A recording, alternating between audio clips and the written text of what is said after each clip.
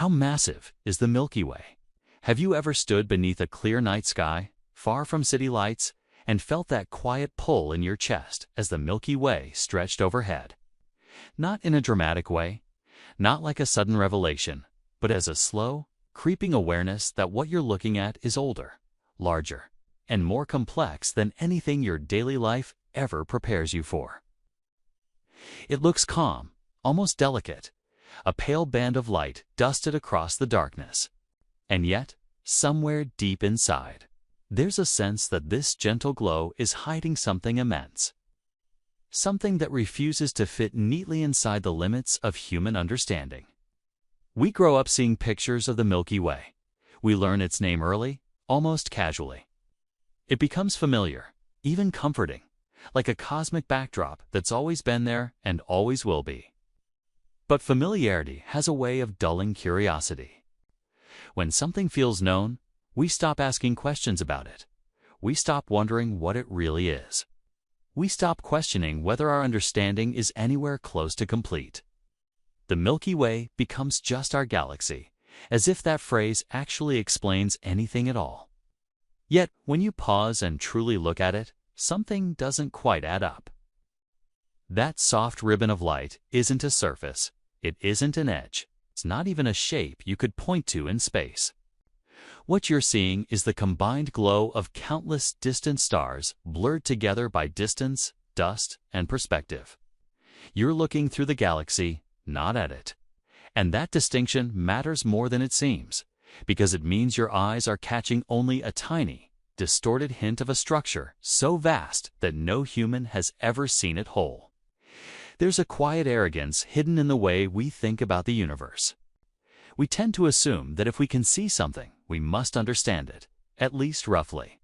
But the Milky Way challenges that instinct. It invites a deeper question, one that feels almost uncomfortable the longer you sit with it. Do we actually understand what we're looking at when we see the Milky Way? Or are we mistaking familiarity for comprehension? Consider how small your field of view really is. Even on the clearest night, your eyes gather light that has traveled for thousands, sometimes tens of thousands, of years before reaching you. That glow began its journey long before cities existed, before recorded history, before humans were anything more than a fragile idea struggling to survive on a single planet. The Milky Way you see is not a snapshot of the present. It is a layered image of the past, stitched together by time itself. And already, that should make you uneasy about how confidently we talk about it. There's also something deeply misleading about beauty. The Milky Way looks serene, almost peaceful, and our minds instinctively associate beauty with simplicity. But beauty in the universe often hides extreme complexity. That soft glow is not gentle by nature. It comes from nuclear furnaces, collapsing clouds of gas, violent stellar deaths, and gravitational forces so strong they bend the very fabric of space. None of that is visible to your eyes. All of it is hidden behind the illusion of calm. When you stand beneath the stars, you are not outside the Milky Way looking in. You are embedded within it, suspended inside a vast system that extends in every direction far beyond what you can see. That realization alone should force a shift in perspective. Imagine trying to understand an entire forest while standing between a few trees, able to see only what's nearby and dimly sense the rest. That is our position in the galaxy. We are observers trapped inside the thing we are trying to understand. This is where identity quietly enters the picture. We often think of ourselves as separate from the cosmos, as observers looking out at something distant and external. But the Milky Way makes that separation impossible. Every atom in your body exists within its gravitational grip. Every moment of Earth's history has unfolded inside this structure. The galaxy is not scenery, it is context. It is the environment that made everything you recognize possible, including the act of recognizing it. And yet, despite living inside it, most of what defines the Milky Way is invisible to us. Not hidden by distance alone, but hidden by the limits of our senses and intuition. We see points of light and assume they tell the whole story. They don't. They barely scratch the surface. The brightest stars, the glowing nebulae, the shining core, all of it represents only a fraction of what is truly there. The rest doesn't announce itself with light or color. It reveals itself only through subtle effects, through motion, through gravity, through consequences rather than appearances. That realization should trigger a quiet discomfort. If the most dominant parts of our home galaxy are things we cannot see, then what does it mean to say we understand it? How much of our cosmic confidence is built on assumptions that feel reasonable, simply because we've never been forced to confront their limits? The Milky Way doesn't shout these questions at us. It whispers them patiently, every time we look up and feel that faint sense of wonder mixed with unease. There is also a profound mismatch between human intuition and cosmic reality. Our minds evolved to navigate landscapes measured in meters and kilometers, time measured in days and years. The Milky Way operates on scales so far beyond those limits that language itself begins to strain. When we talk about its size, its age, or its mass, we rely on numbers that feel abstract and hollow. Numbers that fail to produce genuine understanding. Knowing a value is not the same as grasping its meaning. That's why the Milky Way feels both familiar and unknowable at the same time. It is close enough to feel personal, yet vast enough to resist comprehension. It invites curiosity without ever fully satisfying it. You can spend a lifetime studying it, measuring it, mapping it, and still end up with more questions than answers. In that sense, the Milky Way is not just an object of study. It is a reminder of intellectual humility, a lesson written across the sky in starlight. So when you ask how massive the Milky Way really is, you're not just asking for a number. You're asking whether the human mind can stretch far enough to hold that idea without breaking. You re-asking whether familiarity has blinded us to the true scale of the system we live inside. And you're asking, perhaps without realizing it, what it means to belong to something so vast that it makes individual lives feel fleeting, yet somehow meaningful at the same time. The next time you look up at that glowing band, try to resist the urge to label it and move on. Sit with the discomfort. Sit with the wonder. Let the question linger without rushing toward an answer. Because the Milky Way is not just something to be explained, it is something to be confronted. Slowly and honestly, as we begin to realize that what we see is only the faintest hint of what is truly there. There, as a quiet assumption most of us carry without ever realizing it, that seeing something repeatedly makes it familiar, and that familiarity is the same as understanding. The Milky Way suffers from this illusion more than almost anything else in the universe. We see it in photos, in documentaries, in childhood textbooks. Its name is spoken casually, almost affectionately. Our galaxy. Two simple words that give the impression of ownership and comprehension. But the truth is, nothing about the Milky Way is truly known in the way we instinctively believe it is. Think about how easily your mind labels it. A galaxy? A spiral. Home, once a label is applied, curiosity often fades. The object feels categorized, filed away as something understood well enough to stop questioning. Yet that sense of knowing is built on appearances, not substance. The Milky Way looks like a band of light in the sky, and because it looks stable and consistent, we unconsciously assume it is stable and consistent. But appearances in the cosmos are famously deceptive. The galaxy feels familiar because it's always been there for us. Every human who has ever lived has looked up at the same glowing arc overhead. It feels permanent, almost timeless, like a backdrop that never changes. And that's precisely what makes it dangerous to our understanding. Permanence breeds complacency. When something doesn't obviously change within a human lifetime, we stop questioning what it's really doing, how it works, or how different it might be from our assumptions. This is where cognitive dissonance quietly creeps in. On one hand, we know intellectually that the universe is vast, dynamic, and violent. On the other hand, the Milky Way feels calm, gentle, and familiar. Those two ideas don't sit comfortably together, so our minds resolve the tension by downplaying one of them. Usually, we downplay the complexity. We keep the comforting image and discard the unsettling implications. The problem is that the Milky Way is not calm in any meaningful sense. It is not static. It is not settled.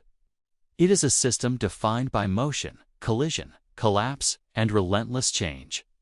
The only reason it appears serene is because its most dramatic processes unfold on scales of time and space that human perception simply cannot register directly. A galaxy doesn't erupt or shatter in a single moment. It evolves through slow violence stretched across billions of years, making even the most extreme events feel invisible to us. When you look at the Milky Way, you are not seeing a finished object. You are seeing a single, frozen slice of an ongoing process. The stars that form its bright glow are born, age, and die. Gas clouds collapse. Stellar explosions tear matter apart and scatter it back into space. Entire star systems drift, migrate, and sometimes vanish from view. But because these changes don't happen on human timescales, the illusion of familiarity remains intact. Another layer of misunderstanding comes from perspective. We are inside the Milky Way, not outside it. That single fact should immediately make us suspicious of how known it feels. Imagine trying to understand the shape, size, and structure of a city while standing in one of its alleyways, unable to rise above it or step outside its boundaries. You might recognize streets, neighborhoods, and landmarks, but the true structure would remain fragmented and incomplete. That is our position within the galaxy, yet we rarely treat it that way. We talk about the Milky Way as if we can see it the way we see other galaxies. As if our internal perspective is a minor inconvenience rather than a fundamental limitation. This creates a false sense of clarity. We mistake maps, models, and artistic renderings for direct knowledge. We forget that these images are reconstructions, built from indirect measurements and assumptions layered on top of one another. There's also a subtle emotional comfort in believing the galaxy is known. Uncertainty can be unsettling. A universe filled with mysteries challenges our sense of control and understanding. By treating the Milky Way as familiar territory, we create a psychological anchor. We tell ourselves that while the universe may be vast, at least our immediate cosmic neighborhood is understood. At least this part feels safe and predictable. But that comfort comes at a cost. It blinds us to how strange our situation truly is. The Milky Way is not just a collection of stars arranged neatly into a spiral. It is a gravitational system so massive that it warps the motion of everything inside it. It is shaped by forces we cannot see directly, influenced by matter that does not emit light, and governed by dynamics that challenge our most intuitive ideas about how space and time behave. Reframing the Milky Way requires letting go of the idea that visibility equals knowledge. Just because something can be seen does not mean it is understood. In fact, visibility often hides the most important truths. The brightest parts of the galaxy draw our attention, while the dominant components remain unseen. This creates a distorted mental image where what is most obvious feels most important, even when the opposite is true. There is also a cultural aspect to this illusion. We tend to reserve mystery for the distant and exotic, black holes, the edge of the universe. The earliest moments after the Big Bang, the Milky Way, by contrast, feels local. And local things are rarely treated as mysterious. We assume that proximity brings understanding, even when all evidence suggests otherwise. The irony is that the closer something is, the harder it can be to understand fully. Distance allows perspective. Being embedded within a system limits it. The Milky Way surrounds us in every direction, extending far beyond what we can observe directly. We experience it not as a whole, but as fragments, patches of stars, clouds of dust, subtle motions measured over decades. From those fragments, we attempt to reconstruct the entirety of a structure that spans hundreds of thousands of light years. That reconstruction is one of the greatest intellectual achievements in science, but it is also incomplete and constantly evolving. New data reshapes old models. Assumptions are revised. What felt solid a few decades ago now feels provisional. And yet, in everyday conversation, the Milky Way is still spoken of as if its fundamental nature is settled. This gap between perception and reality creates a powerful reframing opportunity. Instead of thinking of the Milky Way as a known object, it is more honest to think of it as an ongoing investigation. A working hypothesis. A story still being written. The galaxy you imagine in your mind today is not the same galaxy astronomers imagined 50 years ago. And it will not be the same galaxy they imagine 50 years from now. Recognizing this doesn't diminish the Milky Way, it deepens it. Mystery is not a weakness in our understanding. It is an invitation. It reminds us that even the most familiar features of the night sky are far stranger than they appear. That the universe does not become simple just because we give its parts names. And that our sense of knowing is often a reflection of comfort, not comprehension. So the next time the Milky Way feels familiar, pause and question that feeling. Ask yourself what exactly you think you know about it, and how much of that knowledge is built on direct understanding versus inherited assumptions. Consider how much of its mass, structure, and behavior lies beyond what your senses can perceive. Let that discomfort sit for a moment, because the moment you stop treating the Milky Way as known is the moment it becomes vast again, not just in size, but in meaning. It transforms from a familiar backdrop into a reminder that even our cosmic home is deeper, stranger, and more uncertain than intuition would ever suggest. When we talk about the Milky Way, the problem is that it's too large to feel. So the only way in is to start with something your mind already understands, something that feels solid and real. The Sun is enormous by human standards. It holds more than 99% of the mass of the entire solar system. Every planet, moon, asteroid, and grain of dust orbits around it, bound by its gravity. Light takes more than 8 minutes to travel from its surface to Earth. If the Sun were hollow, you could fit more than 1 million Earths inside it. This is the object that feels unimaginably large when you really stop to think about it. The engine that makes life on this planet possible. It is the anchor of everything familiar, a sphere of plasma so massive that nuclear fusion rages in its core every second, converting matter into energy with a steady violence that has lasted for billions of years. That single star feels powerful because, on a human scale, it is. Imagine another sun placed beside it, identical in every way. Then millions. At this point, your intuition starts to wobble. The image becomes harder to hold, less concrete. Numbers begin to replace feeling, and meaning starts to slip away. But keep going. 1 trillion. But it's incredibly difficult to internalize what it means. 1 trillion suns does not look like anything familiar. It does not fit neatly into imagination. And here's where grounding becomes essential, because this is usually where people lose their footing. When numbers become too large, the mind disengages. It stops visualizing and starts glossing over. So instead of letting that happen, pull the scale back down and rebuild it slowly. The Sun has a mass of about 2 nonillion kilograms. That's a 2 followed by 30 zeros. Already, this number is useless to intuition. But what matters isn't the exact value. What matters is that the Sun is heavy enough to dominate its entire neighborhood of space. Its gravity reaches billions of kilometers outward, sculpting orbits, shaping trajectories, and holding matter together across vast distances. Now take that gravitational dominance and imagine it multiplied by 1 trillion. It's not stacked neatly in one place, but spread across a colossal structure hundreds of thousands of light-years wide. Each Sun-equivalent unit contributing its own pull, overlapping, reinforcing, and shaping the motion of everything else. The Milky Way's mass is not a single object you could point to. It is a distributed presence, a vast gravitational field woven together from countless contributions. And yet, even this comparison is misleading in a subtle way. Because when you picture a trillion suns, you probably imagine a trillion stars. That feels intuitive, but it's wrong. The Milky Way does not contain a trillion stars like our Sun. It contains on the order of a few 100 billion stars at most, and likely fewer than that. That means something strange is happening.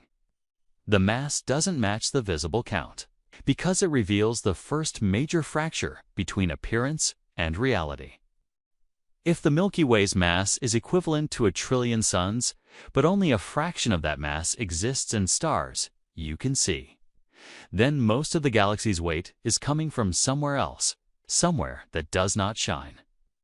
But surrounded by countless other stars, each one a nuclear furnace like it. Some larger, some smaller. They are separated by distances so vast that even at the speed of light, travel between them takes years. And yet, collectively, they move as part of a single system, responding to the same gravitational landscape. The Sun orbits the center of the Milky Way at a speed of about 220 kilometers per second. That's fast enough to cross continents in moments. Yet it takes roughly 225 million years for the Sun to complete one full orbit around the galaxy. One galactic year. Since the Sun formed, it has completed only about 20 such orbits. Dinosaurs rose and vanished during just a small fraction of one. It is a participant, a moving piece inside a much larger machine. The Sun feels dominant when you look inward at the solar system. But when you zoom out just a little, it becomes one data point in an immense flow. Imagine a region of space so large that light itself takes 100,000 years to cross it from side to side. That is roughly the visible diameter of the Milky Way's disk. 100,000 years of uninterrupted travel at the fastest speed anything can move. And that disk is not a thin sheet. It has thickness, structure, variation, and complexity layered in 3 dimensions. Inside that volume, gravity does not belong to any single star. It belongs to the collective. The combined mass of everything present creates a gravitational environment that no individual component could produce alone. This is where the Sun's usefulness as a baseline reaches its limit. It can ground you, but it cannot carry the full story. The Milky Way is not massive in the way a planet or even a star is massive. Its mass is emergent. It arises from the interaction of countless components spread across an enormous region of space. No single point defines it. No single object explains it. And yet, the total effect is undeniable. The galaxy's mass is sufficient to bind hundreds of billions of stars into coherent orbits. It is sufficient to hold vast clouds of gas that will form future generations of stars. It is sufficient to capture and consume smaller galaxies that stray too close. It is sufficient to dominate the gravitational environment of our entire local group of galaxies. Ultimately, to the same fundamental concept you began with: mass. The same property that makes the Sun the center of the solar system is scaled up, distributed, and multiplied until it becomes something almost unrecognizable. What grounding yourself in the Sun really does is expose the inadequacy of intuition. If one star can shape an entire planetary system, then a structure equivalent to a trillion such stars is not just larger, it is categorically different. It operates under the same physical laws. But the outcomes feel alien because the scale is so far removed from everyday experience. People imagine the Milky Way as simply many suns together, but that misses the deeper reality. When mass reaches this scale, new behaviors emerge. Gravity becomes dominant over immense distances. Time stretches. Events that would seem catastrophic on human timescales become background processes when spread across millions or billions of years. Stars are born, evolve, and die on timescales that feel eternal to us, yet fleeting to the galaxy as a whole. The Milky Way outlives generations of stars the way a continent outlives generations of trees. Its mass gives it endurance. It gives it memory. It allows it to persist through cycles of creation and destruction without losing its identity. One sun.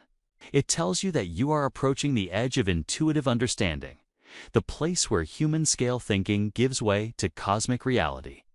Grounding yourself in the sun does not make the Milky Way easy to understand. It does something more important. It makes the difficulty honest.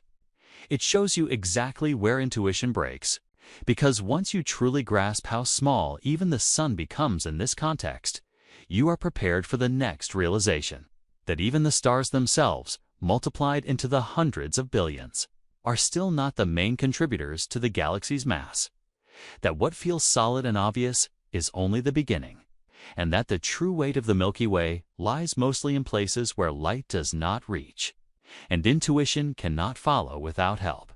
But none of that makes sense unless you start somewhere familiar, unless you begin with the sun, the star that feels impossibly large until the universe gently, relentlessly reminds you that it is only the first step outward. Start with a single sun again, not as a symbol, but as a physical reality. A sphere so massive that its gravity locks an entire planetary system into motion. A star so energetic that every second, millions of tons of matter are converted directly into light. This one object already stretches human intuition. It feels powerful, dominant, almost excessive for something that is still considered an average star by cosmic standards. And yet, this is only the starting point. Now imagine stepping back just enough to place another sun beside it. Nothing dramatic happens. 2 stars orbit, pull, influence. Add 10 more, 100, 1,000. At this scale, the mind still copes. We've seen star clusters in images. We can picture a crowded region of space glowing brightly, gravity tugging in many directions at once. It feels busy, energetic, but still manageable. Keep going. Add 1,000,000 suns. This is where the mental image begins to blur. 1,000,000 is no longer something you can visualize directly. It becomes a label rather than an experience. You might imagine a dense cloud of light or a bright core surrounded by haze. Already, intuition is slipping, but not breaking.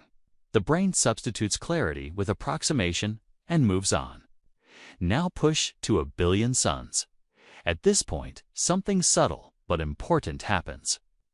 The number stops behaving like a quantity and starts behaving like an abstraction. 1,000,000,000 is not just a lot. It's a threshold where human-scale thinking loses traction. You know, intellectually, that 1,000,000,000 is 1,000 million. You can write it down. You can say it out loud. But you cannot feel it. The image collapses into vagueness.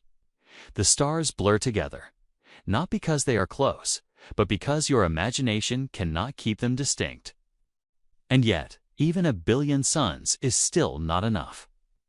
The Milky Way contains hundreds of billions of stars. Depending on how you count and what you include, estimates range widely, but they all sit in the same uncomfortable territory. Numbers so large that precision no longer brings understanding. Whether it's 200 billion or 400 billion, the difference is mathematically important but psychologically meaningless. Both overwhelm intuition equally. Try to picture what hundreds of billions of suns would look like if they were evenly spread through space.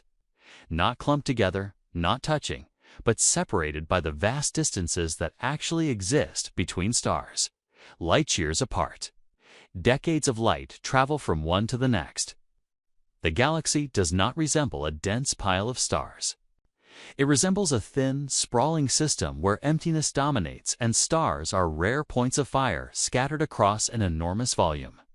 Even that description is misleading because the sheer number of stars tricks the mind into imagining density where there is very little. The Milky Way feels crowded only because we compress it into a single image. In reality, most of the space between stars is unimaginably empty.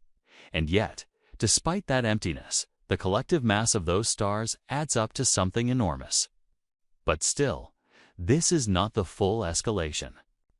Because if you stop at hundreds of billions of suns, you will walk away with the wrong impression.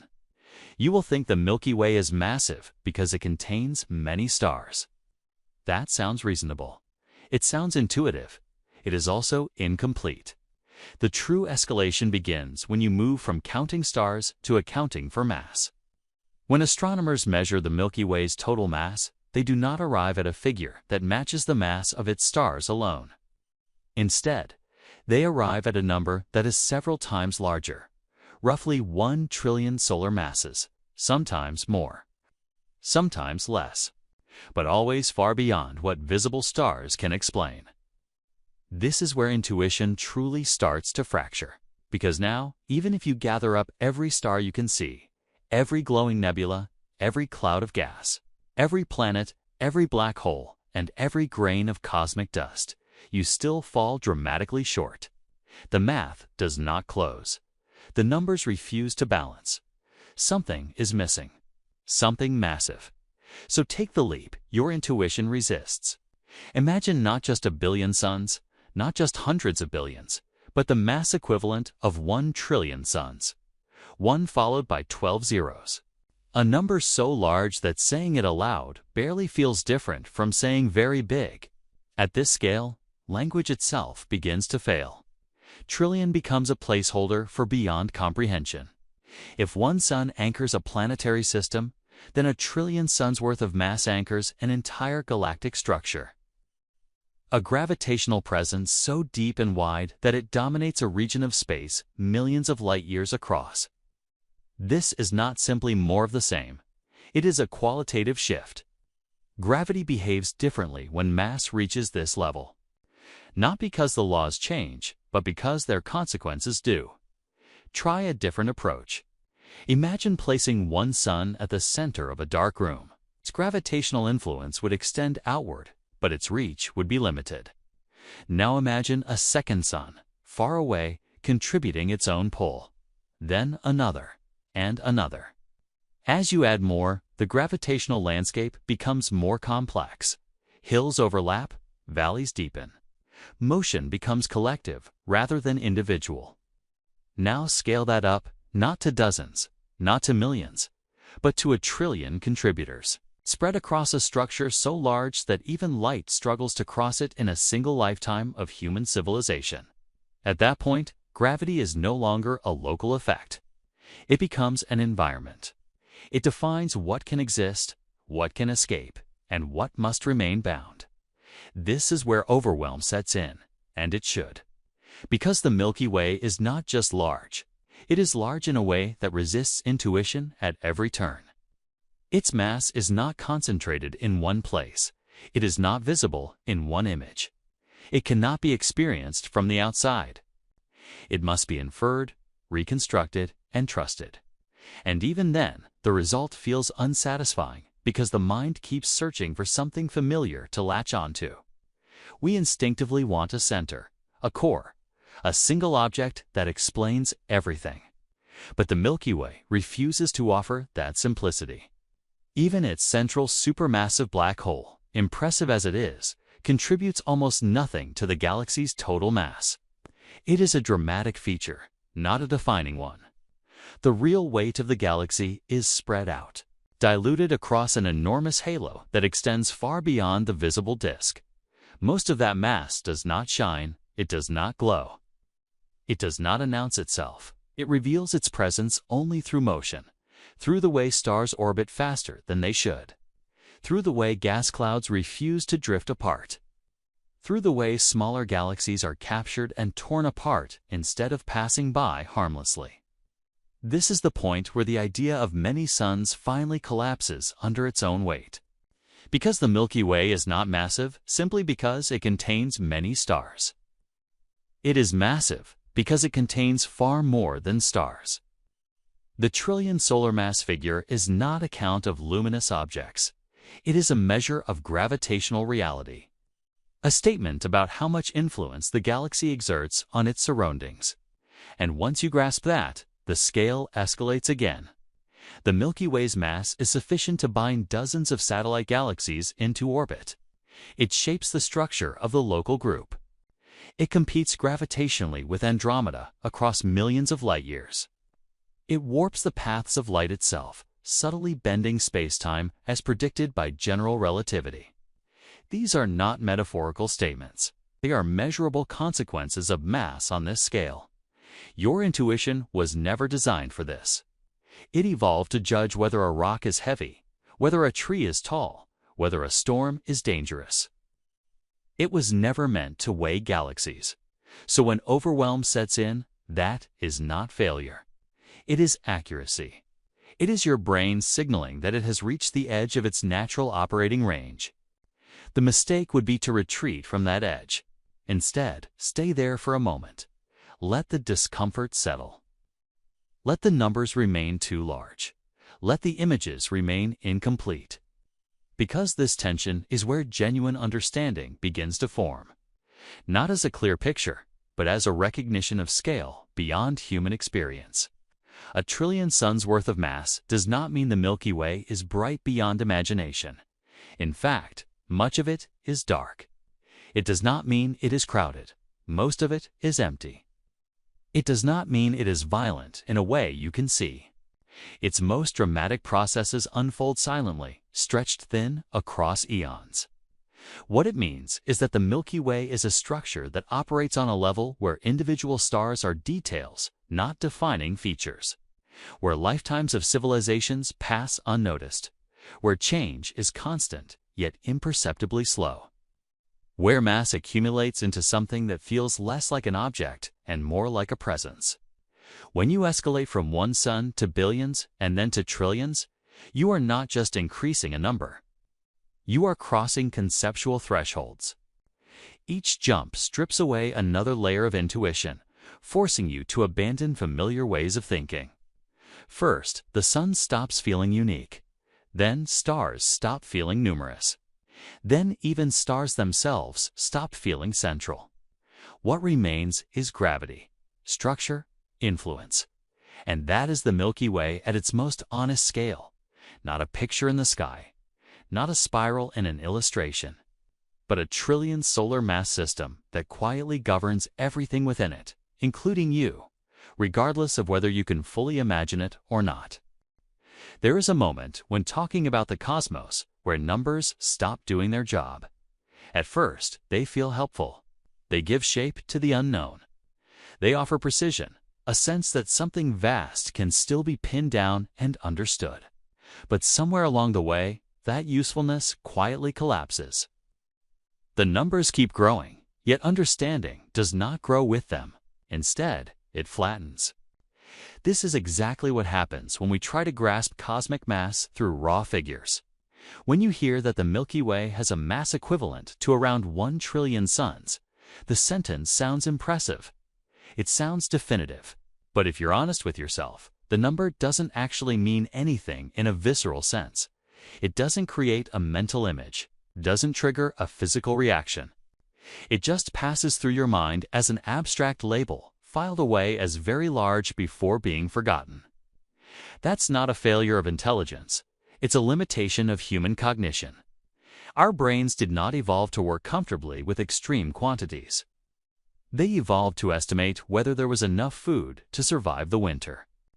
Whether a rival group was larger than our own, whether a threat was close or far. Those judgments rely on relative comparison, not absolute magnitude. Once numbers stretch beyond the range of lived experience, they lose their grip on intuition. 1,000 feels manageable because you can imagine counting to it, even if you never would. 1,000,000 already feels distant, but it still carries weight because it appears in familiar contexts. Population sizes, money, time. 1,000,000,000 pushes farther, but we still encounter it often enough that it retains some emotional resonance. 1 trillion, however, exists almost entirely outside everyday experience. It becomes symbolic rather than meaningful, and cosmic scales don't stop at trillions. They stack them, multiply them, layer them with units that are themselves unintuitive, like solar masses, light years, and billions of years. Each layer adds precision while subtracting comprehension. The result is awe saturation, a state where the mind is so overwhelmed that it stops responding emotionally at all. Everything beyond a certain point feels equally distant and equally abstract. This is why raw numbers fail to communicate cosmic mass. They bypass the emotional machinery that makes understanding stick. Consider how you react to danger. You don't calculate probabilities in percentages. You respond to proximity, speed, and scale relative to yourself. A car speeding toward you triggers fear not because you know its mass in kilograms, but because your intuition understands momentum, size, and consequence in relational terms. Cosmic numbers offer no such relational anchor. When someone says the Milky Way contains hundreds of billions of stars, your brain has no lived framework for comparison. You have never experienced a billion of anything directly. The number does not map onto memory, sensation, or instinct. So your mind compresses it, reducing it to a vague category labeled huge and moving on. This compression is protective. Without it, the constant exposure to incomprehensible scales would be exhausting.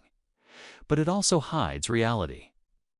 The danger is that once everything becomes very big, distinctions vanish. A billion, a trillion, a quadrillion, all blur together.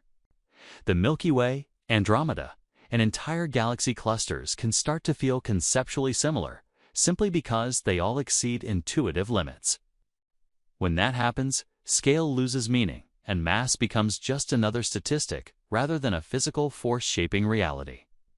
This is where perspective shift becomes essential. To understand cosmic mass, you have to stop asking, "What is the number?" and start asking, "What does this mass do?" Because mass is not just a quantity, it is influence. It determines motion, structure, and fate. It decides what remains bound and what escapes. It defines environments, not just objects. Numbers tell you how much mass exists. Consequences tell you what that mass means. The Milky Way's mass reveals itself not through its value on a chart, but through behavior. Stars in the outer regions of the galaxy orbit faster than visible matter alone would allow.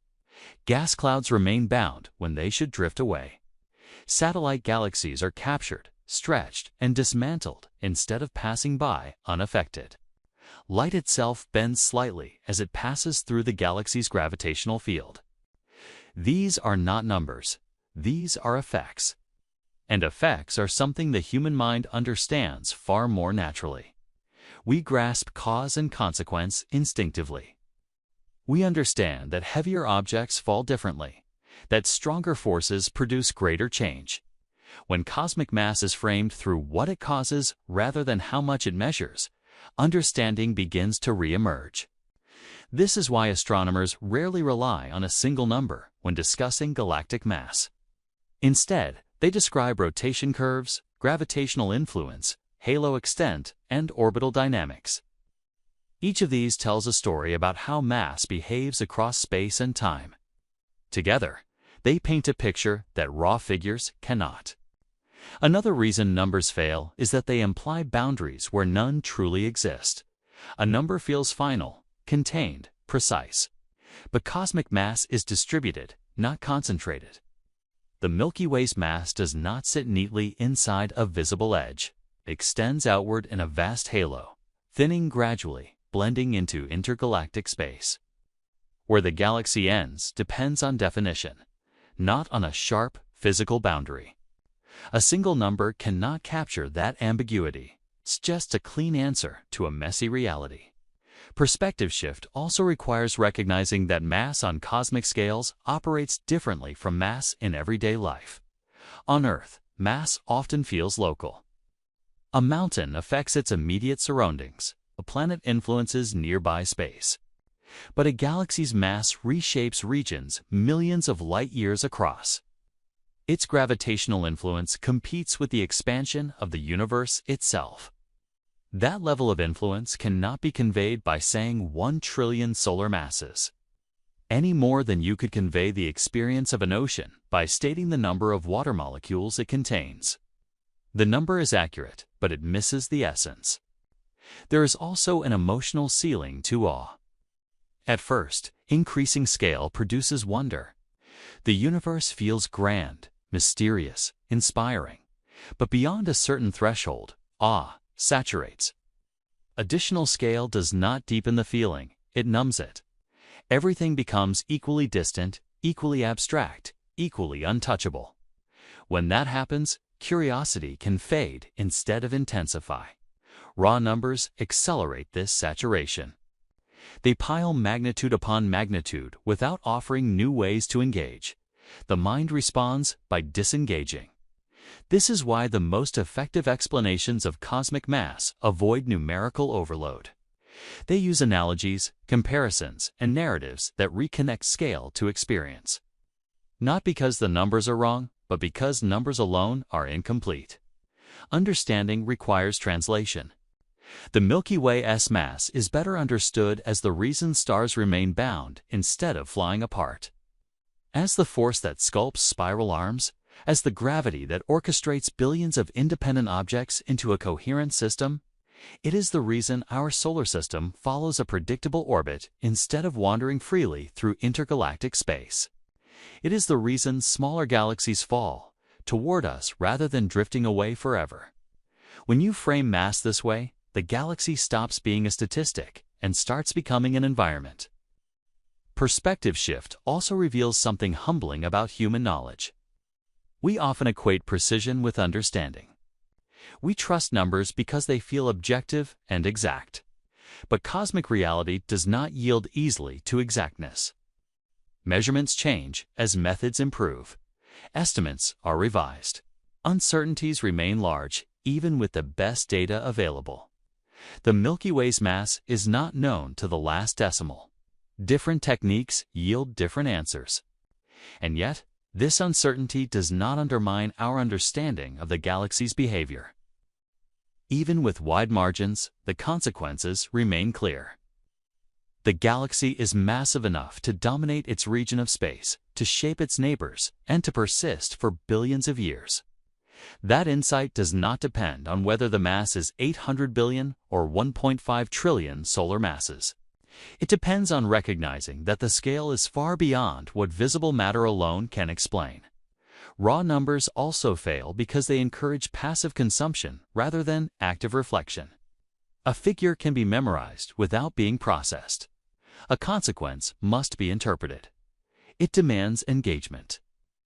When you hear that the Sun takes over 200 million years to orbit the galaxy because of the Milky Way's mass, you are forced to reconcile cosmic time with Earth's history. Dinosaurs, continents, and civilizations suddenly become brief flashes within a much larger cycle. That comparison creates perspective. The number alone does not. In this sense, the failure of raw numbers is not a weakness. It is a signal that understanding requires a different approach. Cosmic mass is not meant to be absorbed the way everyday quantities are. It requires surrendering the expectation of full comprehension and replacing it with relational understanding. You don't need to feel a trillion to understand what it does. The Milky Way's mass tells a story of accumulation, dominance, and endurance.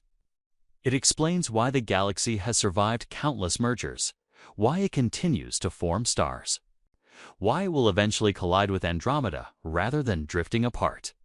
It explains why we exist within a stable galactic environment rather than a chaotic, short-lived one. These truths do not live inside numbers. They live in patterns, motions, and outcomes. So when raw figures fail to communicate cosmic mass, they are revealing a deeper truth about human perception. Understanding the universe is not about stacking ever larger quantities. It is about learning which questions numbers can answer and which require a shift in perspective. Wow, when allowed to deepen rather than saturate, becomes a tool rather than an obstacle. It invites humility. It reminds you that some realities cannot be compressed into tidy values without losing their essence. The Milky Way's mass is one of those realities. It is not impressive because of how many zeros it contains. It is impressive because of what it quietly accomplishes across unimaginable distances and timescales. It binds, shapes, and sustains an entire cosmic ecosystem, including the small, fragile world where you are now reading these words. And once you see mass that way, the numbers stop feeling like the answer. They become the doorway. There is a moment in almost every conversation about the Milky Way when something quietly breaks. It happens right after the numbers feel large enough to be convincing. Right after the image of hundreds of billions of stars finally settles into place. At that point, it feels reasonable to assume the problem is solved. The galaxy is massive because it contains an enormous number of stars. Case closed. But that assumption is wrong. And the realization that it's wrong is one of the most surprising turns in modern astronomy. If you take all the stars you can see in the Milky Way, every glowing point scattered across the night sky, every bright cluster, every faint smear of light buried in dust, and you add up their mass, the result is underwhelming. Impressive by everyday standards, yes, but nowhere near enough to explain how the galaxy actually behaves. In fact, when astronomers do the math carefully, they find that all the visible stars combined account for only a small fraction of the Milky Way's total mass. This is where curiosity should spike, because it immediately raises a question that feels almost unsettling. If the stars aren't providing most of the mass, then what is? The first instinct is to look for missing visible matter. Maybe there are far more stars than we think, hidden behind dust. Maybe there are vast numbers of faint objects we haven't detected yet. Maybe we're undercounting gas clouds, planets, or black holes. For a long time, astronomers explored these possibilities, hoping the solution would be something familiar but overlooked. It wasn't. Even after accounting for everything that emits light or interacts with it in some detectable way, the numbers still don't add up. Stars contribute only a few % of the Milky Way's total mass. Gas adds a bit more. Dust, planets, stellar remnants, and black holes add a bit more still. But together, all forms of normal matter barely reach 15 to 20% of what the galaxy needs to explain its gravitational behavior. That means more than 80% of the Milky Way's mass is invisible, not hidden behind clouds, not faint, not distant. Invisible in a fundamental sense. This is the moment where many people instinctively push back. It feels counterintuitive. We are deeply visual creatures. We trust what we can see. The night sky feels full, crowded with stars, layered with light. It's hard to accept that the brightest, most obvious components of the galaxy are not the ones that matter most when it comes to mass. But gravity doesn't care about brightness. Gravity responds only to mass, regardless of whether that mass shines, reflects, or absorbs light. And when astronomers measure how stars move through the galaxy, how fast they orbit, how gas clouds behave in the outer regions, and how satellite galaxies are held in place, they encounter a stubborn fact. The visible mass is nowhere near enough to generate the gravitational pull required. This is where the surprise deepens. Stars in the outer parts of the Milky Way orbit the galactic center at roughly the same speed as stars much closer in. According to classical expectations, they shouldn't. If most of the mass were concentrated in visible stars near the center, orbital speeds should drop off with distance. The way planets farther from the Sun move more slowly. But they don't. The rotation curve stays flat. That flatness is a signature, a clue. A cosmic fingerprint that something massive surrounds the galaxy far beyond its visible edge. So astronomers followed the evidence, even though it led somewhere strange. The conclusion was unavoidable. The Milky Way is embedded in a vast halo of matter that does not emit light. Matter that does not glow, reflect, or absorb radiation in any conventional way. Matter that reveals itself only through its gravitational influence. This invisible component outweighs all visible stars combined by a factor of 5 or more. This is dark matter. But at this point in the story, the name matters less than the implication. The implication is that the Milky Way you see is not the Milky Way that exists.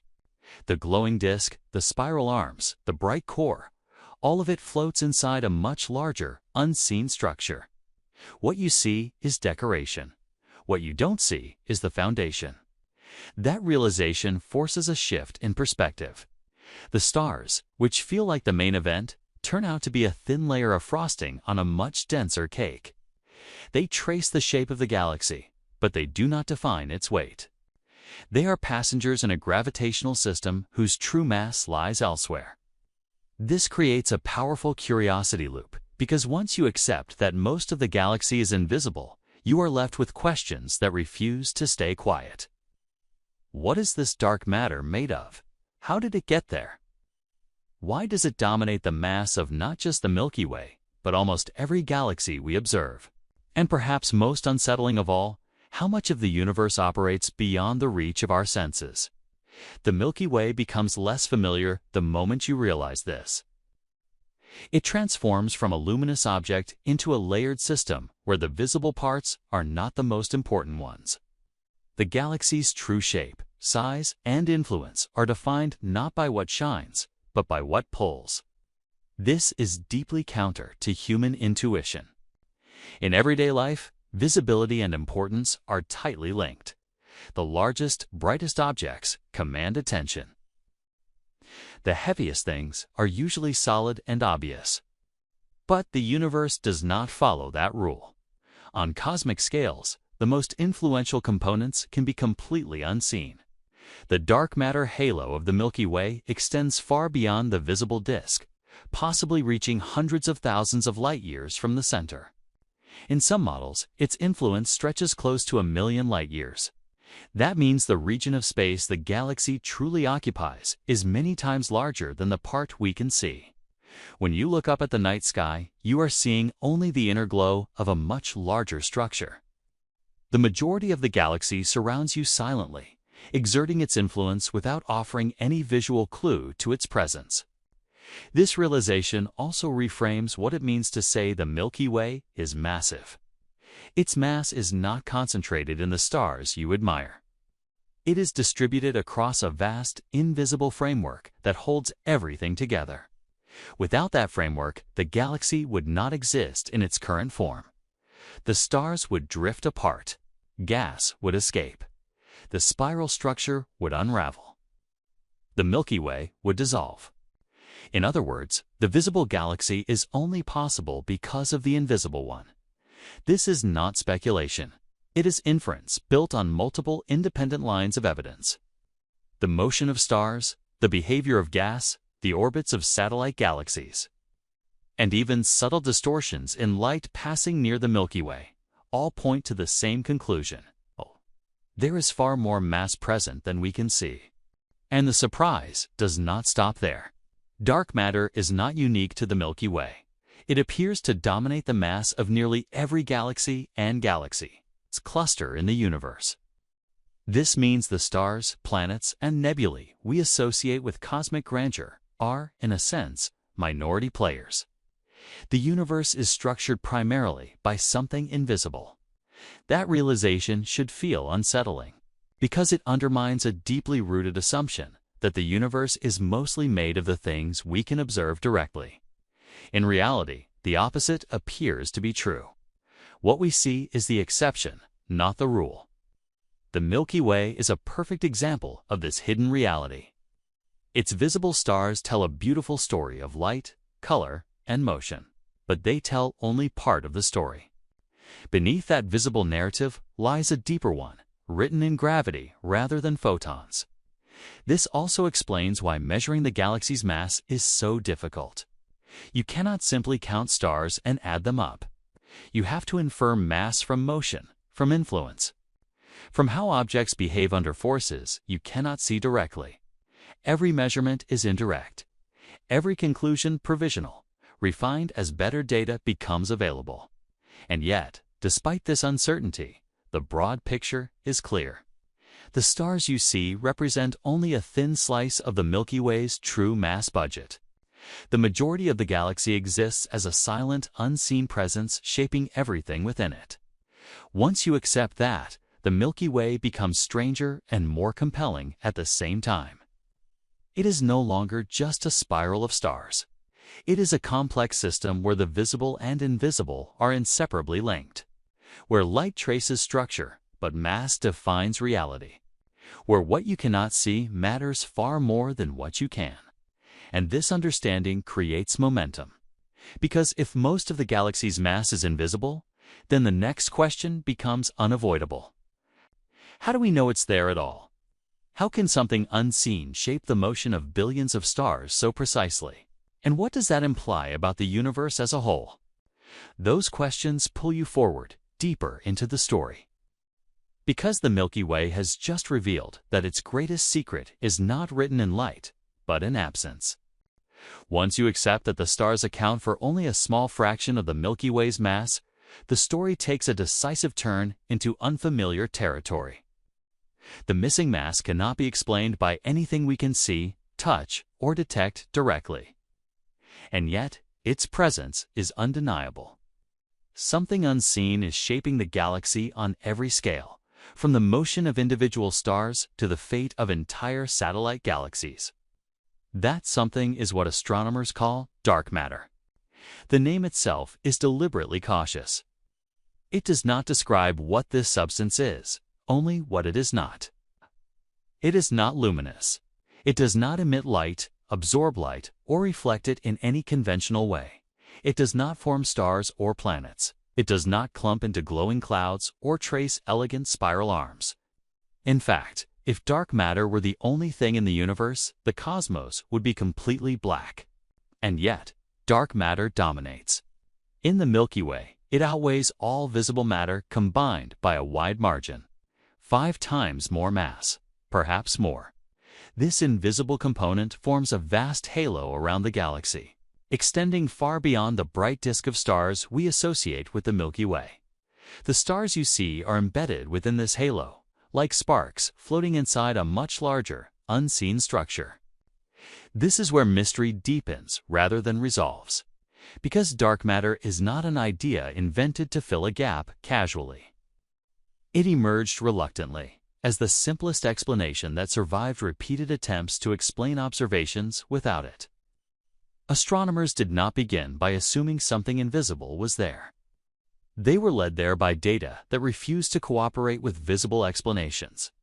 When scientists measured how stars orbit the Milky Way, they expected orbital speeds to decline with distance from the center, just as planets farther from the Sun move more slowly. Instead, the speeds remained stubbornly high. The galaxy behaved as though it were wrapped in far more mass than its stars could provide. The same pattern appeared in other galaxies, again and again, across different environments, different sizes, different histories. At some point, coincidence became impossible. The authority behind dark matter comes not from a single observation, but from convergence. Independent methods point to the same conclusion: the motion of stars, the behavior of gas clouds, the orbits of globular clusters, the paths of satellite galaxies, subtle distortions in light caused by gravitational lensing. Each line of evidence, taken alone, raises questions. Taken together, they form a coherent picture that is difficult to ignore. Something massive is there, and it does not shine. The Milky Way's dark matter halo is not a thin shell or a neat boundary. It is diffuse, extended, and dominant. Its influence stretches hundreds of thousands of light-years beyond the visible galaxy. Some estimates suggest that the region of space where the Milky Way's gravity dominates over cosmic expansion extends for several million light-years. That reach is not determined by stars. It is determined by dark matter. This shifts the identity of the galaxy itself. The Milky Way is not just a disk of stars with some extra material sprinkled around it. It is a dark matter structure first, with stars forming inside it later. In the early universe, before the Milky Way existed in anything like its current form, dark matter collapsed under its own gravity into vast clumps.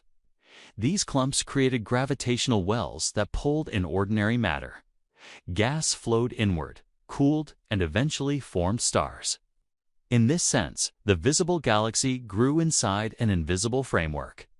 The stars are a consequence, not the cause. This idea can feel unsettling because it inverts how we instinctively think about structure. We tend to assume that what we see defines what exists. But on cosmic scales, visibility is a poor guide to importance. Dark matter does not decorate the galaxy. It scaffolds it. Without it, the Milky Way would never have formed in its present state. Without it, the stars would not remain bound. Without it, the galaxy would slowly unravel. Despite this central role, dark matter remains profoundly mysterious. We know how it behaves gravitationally. We know roughly how much of it there must be. We know how it is distributed on large scales, but we do not know what it is made of. Decades of experiments have searched for dark matter particles directly, deep underground, shielded from cosmic noise. So far, none has provided definitive proof. The nature of dark matter remains one of the largest open questions in physics. This uncertainty does not weaken the case for dark matter's existence. It strengthens the mystery. In science, ignorance is not a void. It is a boundary. And dark matter sits at that boundary, marking the edge of what we can currently explain. The Milky Way forces us to confront that edge every time we try to account for its mass, honestly. The galaxy behaves in ways that visible matter alone cannot explain. Dark matter is not a speculative add-on. It is the simplest explanation that consistently works. Authority here does not come from confidence, but from restraint. Astronomers continue to test alternative ideas, modified theories of gravity, exotic distributions of normal matter, subtle observational biases. These possibilities are taken seriously and explored rigorously. But time and again, the evidence circles back to the same conclusion. Something unseen is providing most of the mass. The Milky Way's dark matter halo also explains why the galaxy is as stable as it is. The halo acts as a gravitational cushion, smoothing out interactions and absorbing energy during mergers with smaller galaxies. When a dwarf galaxy strays too close, it is captured, stretched, and gradually torn apart. Its stars added to the Milky Way's halo and disk. This process has been happening for billions of years and continues today. These mergers are not chaotic accidents. They are governed by the deep gravitational potential created by dark matter. Even the future of the Milky Way is written largely by this invisible component. Its eventual collision with Andromeda is not just a meeting of stars, but an interaction between two enormous dark matter halos. Long before the visible disks touch, their halos are already influencing one another, shaping trajectories and timing the collision. This gives dark matter a quiet but profound authority over cosmic history. It decides which galaxies form, which survive, which merge, which fade away. On the largest scales, it outlines the cosmic web itself, the vast network of filaments and voids that define the structure of the universe. Galaxies, including the Milky Way, are not scattered randomly through space. They trace the skeleton laid down by dark matter. From this perspective, the Milky Way's visible beauty becomes almost secondary. The glowing band across the sky is a tracer, a luminous outline of something far deeper and more massive beneath it. The true galaxy extends far beyond what your eyes can see, enveloping you in an invisible gravitational presence. This realization reframes the night sky. When you look up at the Milky Way, you are seeing the brightest parts of a structure whose true bulk is hidden.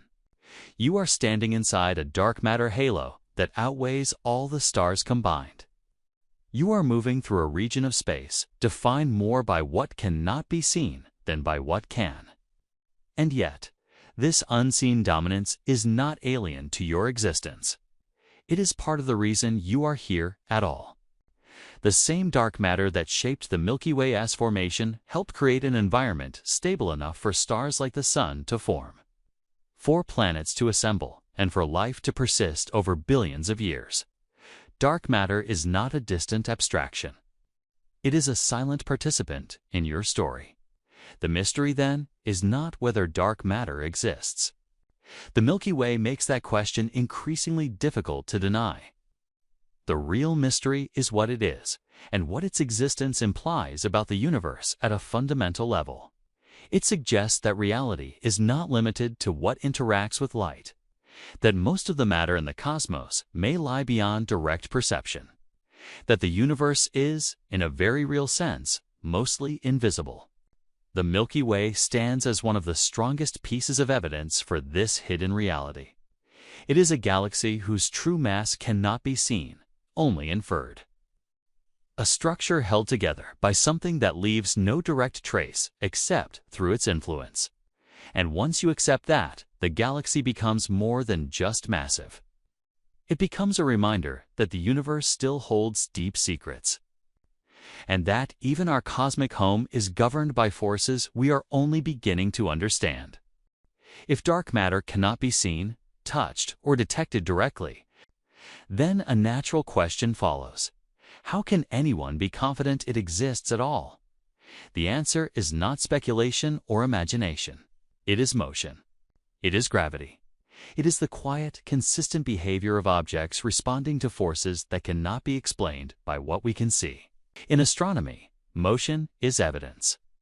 Every star in the Milky Way is moving. None of them are fixed points painted onto a static backdrop. They orbit, drift, oscillate, and respond to gravitational pulls from their surroundings. When astronomers measure these motions carefully, patterns emerge, and those patterns tell a story that visible matter alone cannot account for. Start with something simple. In the solar system, orbital motion follows a clear logic. Planets closer to the Sun move faster because the Sun contains almost all the mass. As you move farther out, orbital speeds decrease in a predictable way. This relationship between mass, distance, and velocity is one of the most well-tested ideas in physics. It works beautifully on scales we can observe directly. So when scientists began applying the same logic to galaxies, they expected a similar result. Stars near the center of the Milky Way, where most of the visible matter appears to be concentrated, should orbit quickly. Stars farther out, where there is less visible mass, should orbit more slowly. This expectation was not controversial. It followed directly from centuries of gravitational understanding. But when astronomers actually measured stellar motion, the universe refused to cooperate. Stars in the outer regions of the Milky Way were moving far faster than expected. Not just a little faster, but dramatically so. According to visible matter alone, these stars should not have remained bound to the galaxy at all. They should have drifted away into intergalactic space. Instead, they stayed in stable orbits, as if held in place by a gravitational grip far stronger than anything the stars could provide. This was not a one-off anomaly. The same pattern appeared again and again, in different parts of the Milky Way, in other galaxies, in small galaxies, and large ones. Wherever astronomers looked, they found rotation curves that stayed flat instead of declining. The speed of orbiting stars remained high, even where visible matter thinned out. This is where gravity reveals what light does not. Gravity does not care whether mass is bright or dark. It responds only to how much mass exists and how it is distributed. When objects move faster than visible matter allows, gravity is telling you something important. There is more mass present than meets the eye. This realization creates logical satisfaction because it does not rely on guesswork. It relies on consistency. The same gravitational laws that explain planetary orbits also explain galactic motion. The laws do not break. The inputs are simply incomplete. To restore consistency, something must be added. That something is mass that does not emit light. The Milky Way stars act like test particles moving through a gravitational field. By tracking their velocities and trajectories, astronomers can reconstruct the shape and depth of that field. When they do, they find that it extends far beyond the visible galaxy. The gravitational influence does not fade where the stars thin out. It continues, strong and persistent, indicating the presence of an extended mass distribution. This distribution is what we call the dark matter halo. But stellar motion is only one piece of the puzzle. Gas clouds provide another line of evidence. Vast clouds of hydrogen orbit the Milky Way far beyond the bright disk of stars. These clouds emit radio waves that can be detected even when visible light is blocked by dust. When astronomers measure how these gas clouds move, they find the same thing they find with stars. The clouds orbit faster than visible matter alone can explain. Different objects, different detection methods, same conclusion. Then there are satellite galaxies. The Milky Way is surrounded by dozens of smaller galaxies, each bound to it gravitationally.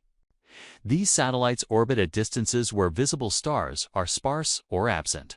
By measuring the velocities of these galaxies, astronomers can estimate how much mass must lie within their orbits to keep them bound. The answer is always far larger than the mass of visible stars. If the Milky Way consisted only of what we can see, many of these satellite galaxies would not be there. They would have escaped long ago. Their continued presence is evidence of a deep gravitational well extending far beyond the luminous disk. This is where trust builds. The evidence does not come from one clever measurement or one controversial experiment. It comes from convergence. Independent methods sensitive to different scales and different components all point to the same underlying reality. There is a large amount of mass in the Milky Way that does not emit light. Even light itself becomes a messenger.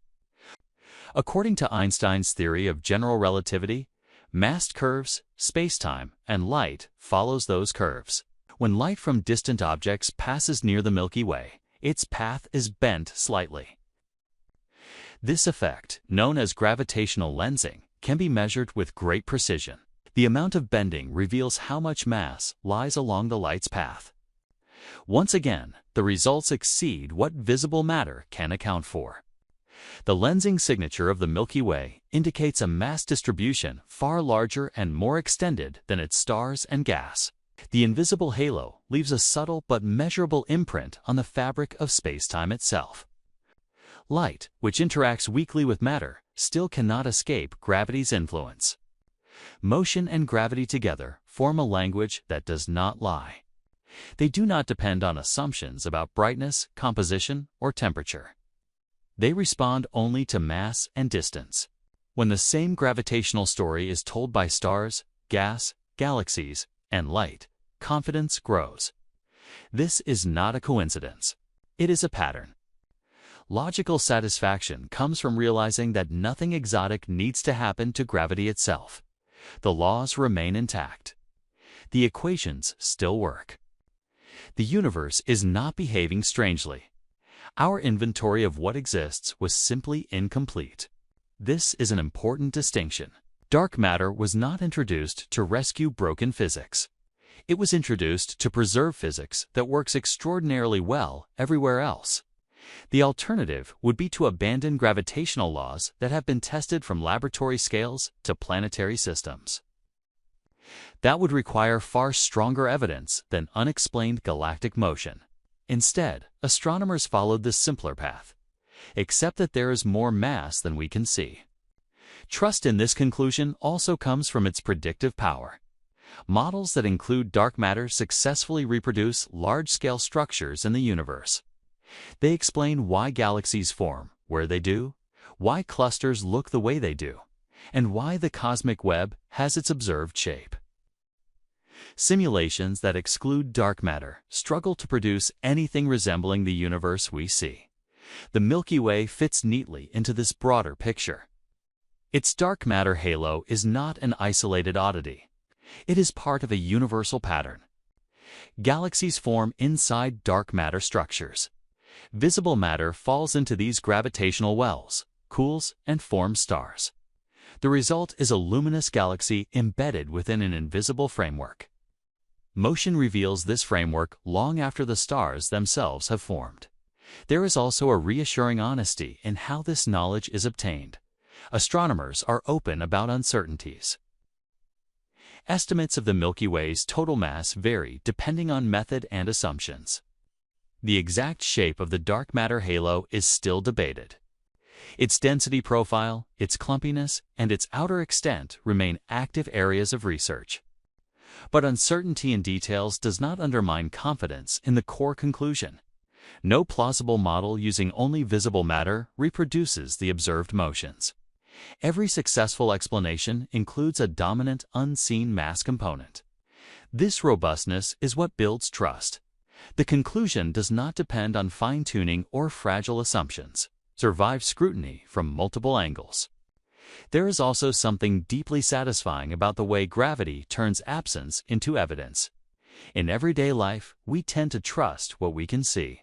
Science often requires the opposite. It asks us to trust patterns, relationships, and consequences even when the cause is hidden. Dark matter is not inferred from imagination, but from necessity. Without it, the Milky Way would not behave the way it does.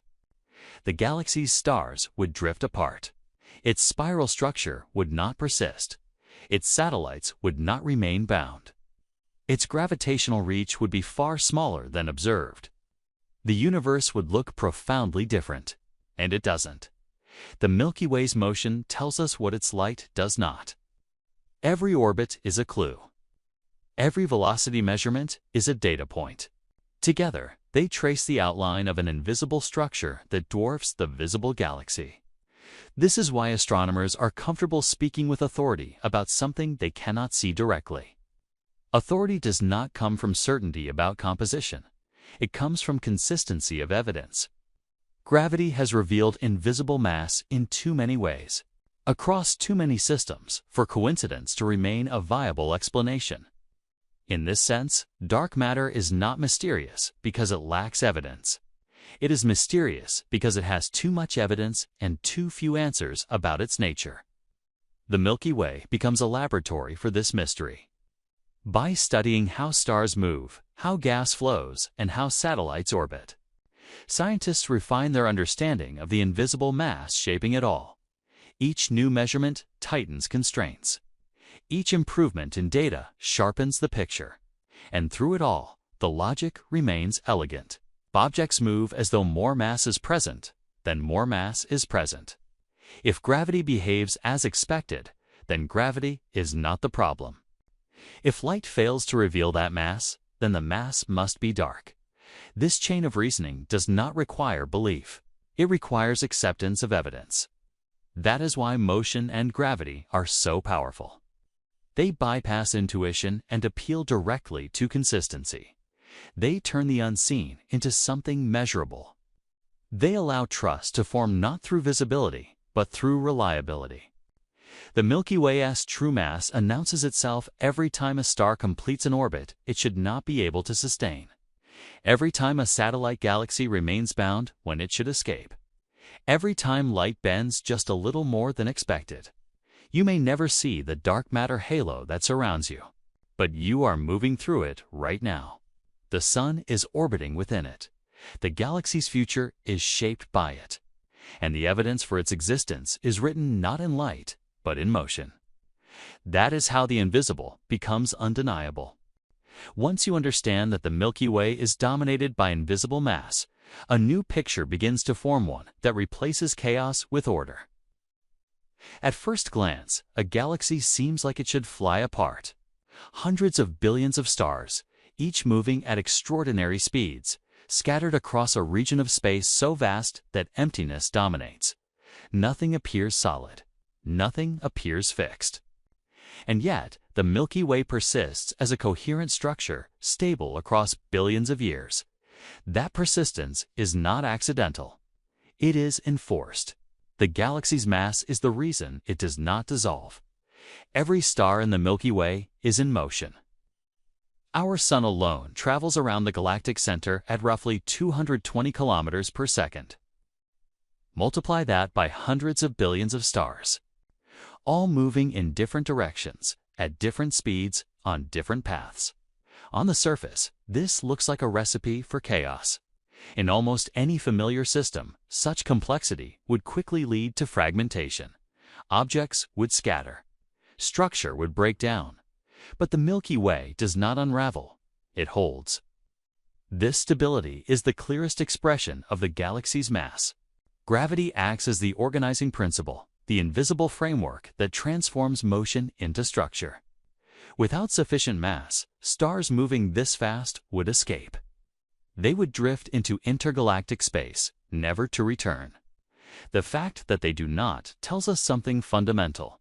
The gravitational pull of the Milky Way is deep enough to bind them all. This binding is not gentle, 'tis absolute. Imagine removing most of the galaxy's mass, leaving only the visible stars behind. In that scenario, the gravitational grip would weaken dramatically. The outer stars would no longer feel enough pull to remain bound. Over time, they would peel away. The disk would thin, spiral arms would fade. The galaxy would lose its identity, dissolving into a loose association of stars rather than a single, unified system. That this has not happened over billions of years is powerful evidence of order imposed by mass. The Milky Way's dark matter halo plays a central role in this. It creates a deep gravitational well that extends far beyond the visible disk. Stars orbit not just the light they see around them, but the invisible mass that surrounds and permeates the galaxy. This halo smooths motion, stabilizes orbits, and absorbs the energetic consequences of interactions that would otherwise be disruptive. Stability in this context does not mean stillness. The galaxy is dynamic. Stars oscillate above and below the galactic plane. Spiral arms rotate as density waves rather than fixed structures. Gas clouds collapse and ignite new stars. Supernovae inject energy into their surroundings. Smaller galaxies fall in and are torn apart. Chaos exists everywhere, locally and temporarily, but chaos does not win. The overall structure survives because the galaxy's mass sets boundaries. It defines what motions are allowed and which are not. It determines escape velocity. It decides whether an object remains bound or is lost forever. In this way, mass acts like a cosmic referee, enforcing rules across unimaginable distances. Consider the spiral arms. At first glance, they look like permanent features, like the arms of a rotating wheel. In reality, they are regions of higher density, patterns moving through the disk rather than fixed collections of stars. Individual stars drift in and out of these arms over time. Without sufficient mass holding the disk together, these patterns would not persist. The galaxy would lose its organized structure, becoming amorphous and irregular. The fact that spiral arms endure for billions of years tells us the gravitational environment is stable enough to support them. The same is true for the galactic disk itself. It is thin relative to its width, only a few thousand light-years thick compared to over 100,000 light-years across. Maintaining such a flattened structure requires balance. Too little mass and random stellar motions would puff the disk up into a shapeless cloud. Too much chaotic energy and order would collapse. The Milky Way's mass keeps this balance intact. Satellite galaxies offer another illustration of stability versus chaos. Dozens of smaller galaxies orbit the Milky Way, many of them on elongated, tilted paths. Over time, tidal forces stretch them, pulling stars away and creating long stellar streams that wrap around the galaxy. These processes are violent on small scales, but they unfold within a larger order. The satellites remain bound. Their remnants are absorbed rather than scattered. The Milky Way grows without losing coherence. This is not trivial. In a weaker gravitational system, such interactions would destabilize the host galaxy. Repeated mergers would inject too much energy, heating the disk and destroying its structure. The Milky Way's ability to survive numerous mergers while retaining a recognizable form is a direct consequence of its mass, particularly its dark matter halo, which acts as a stabilizing reservoir. Even the central regions of the galaxy reflect this imposed order. Near the galactic center, stars orbit at extreme speeds, responding to the combined gravitational influence of the central black hole, the dense stellar bulge, and the surrounding dark matter. These orbits are complex, sometimes highly elongated, yet they remain predictable. They do not devolve into randomness. The system remains bound, governed by gravity across scales ranging from light-years to tens of thousands of light-years. This layered stability is one of the Milky Way's defining features. Order emerges not because chaos is absent, but because chaos is constrained. The galaxy's mass creates a gravitational hierarchy. On small scales, local interactions dominate. Stars influence nearby stars. Gas clouds collide and fragment. On larger scales, the collective mass smooths out these local disturbances. Over time, the system averages itself into a stable configuration. This is why galaxies can be long-lived structures. Without sufficient mass, they would be transient. Temporary gatherings of stars that form briefly and then disperse. The Milky Way, by contrast, has maintained its identity for over 13 billion years. It has changed, grown, and evolved, but it has not ceased to be a galaxy. That endurance is mass-made, visible through consequence. There is also a subtler form of order imposed by mass, predictability. Because the galaxy's gravitational field is stable over long periods, orbits can be calculated. The Sun's path around the galactic center is not random. It follows a predictable trajectory that has remained largely unchanged for hundreds of millions of years. This predictability allows environments like the solar system to persist long enough for complex processes, including life, to unfold. In a more chaotic galactic environment, frequent close encounters, strong tidal disruptions, or rapid structural changes could destabilize planetary systems. The Milky Way's mass buffers against this. It creates a relatively calm gravitational background, even while dramatic events occur elsewhere in the galaxy. Order, in this sense, is not uniformity. It is resilience. The galaxy can absorb shocks without losing coherence. It can incorporate new material without tearing itself apart. It can host violent events while maintaining overall stability. This is what mass enables. Even on the largest scales, this stabilizing role continues. The Milky Way is part of a small group of galaxies bound together by gravity. Within this local group, the combined mass of the Milky Way and its neighbors counteracts the expansion of the universe, keeping the group intact. Without that mass, the galaxies would drift apart, carried away by cosmic expansion. Here again, mass draws a line between order and dispersal. The future collision between the Milky Way and Andromeda further illustrates this principle. The encounter will be violent on galactic scales. Stars will be flung into new orbits. Gas clouds will collide, triggering bursts of star formation. The familiar spiral structure will be destroyed. And yet, the merged system will not dissolve. The combined mass of both galaxies will be sufficient to hold the remnants together, forming a new, larger galaxy. Order will re-emerge from chaos because gravity enforces it. The details will change, but the existence of a coherent structure will persist. This is the deeper lesson hidden in the Milky Way's mass. Mass is not just about size or weight, it is about control. It governs outcomes. It decides whether complexity collapses into disorder or organizes into enduring patterns. The Milky Way sits on the side of order, not because it is peaceful, but because it is massive enough to be stable. This reframes how you should think about the galaxy. It is not a fragile arrangement of stars, balanced delicately against collapse. It is a robust system, forged through billions of years of interactions, held together by a gravitational framework that dwarfs its visible components. Its beauty is not a sign of simplicity, but of equilibrium achieved through immense scale. When you look up at the Milky Way, the calm band of light hides this underlying discipline. The stars seem scattered, almost accidental, but their motions are constrained. Their fates are bound. They are part of a system that does not easily come undone. Stability and chaos coexist, but they are not equals. Chaos provides the raw material collisions, mergers, turbulence, explosions.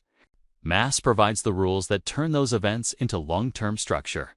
Without mass, chaos would dominate. With it, Order emerges naturally, not as a static arrangement, but as a dynamic balance sustained across cosmic time. The Milky Way is proof that gravity, given enough mass and enough time, can transform apparent disorder into something enduring. A galaxy is not held together by chance. It is held together by weight. And that weight is the reason everything you see, and much of what you cannot see, remains exactly where it is. At first glance, the Milky Way feels still. The stars appear frozen in place, night after night, year after year. Constellations barely change within a human lifetime. The glowing band across the sky looks like a permanent fixture, calm and unmoving, as if the galaxy were a static painting hung behind reality. This impression is powerful, and it is completely wrong. The Milky Way is in constant motion. Nothing inside it is at rest. Not the stars, not the gas, not the dust, not even the galaxy itself. Every component is moving at enormous speeds, tracing paths dictated by gravity, history, and mass. The stillness you perceive is an illusion created by scale, distance, and time. Motion is everywhere, hidden only because it unfolds too slowly and too widely for human senses to detect directly. Begin with the sun. Right now, as you read this, the sun is racing around the center of the Milky Way at roughly 220 kilometers per second. That is over 800,000 kilometers per hour.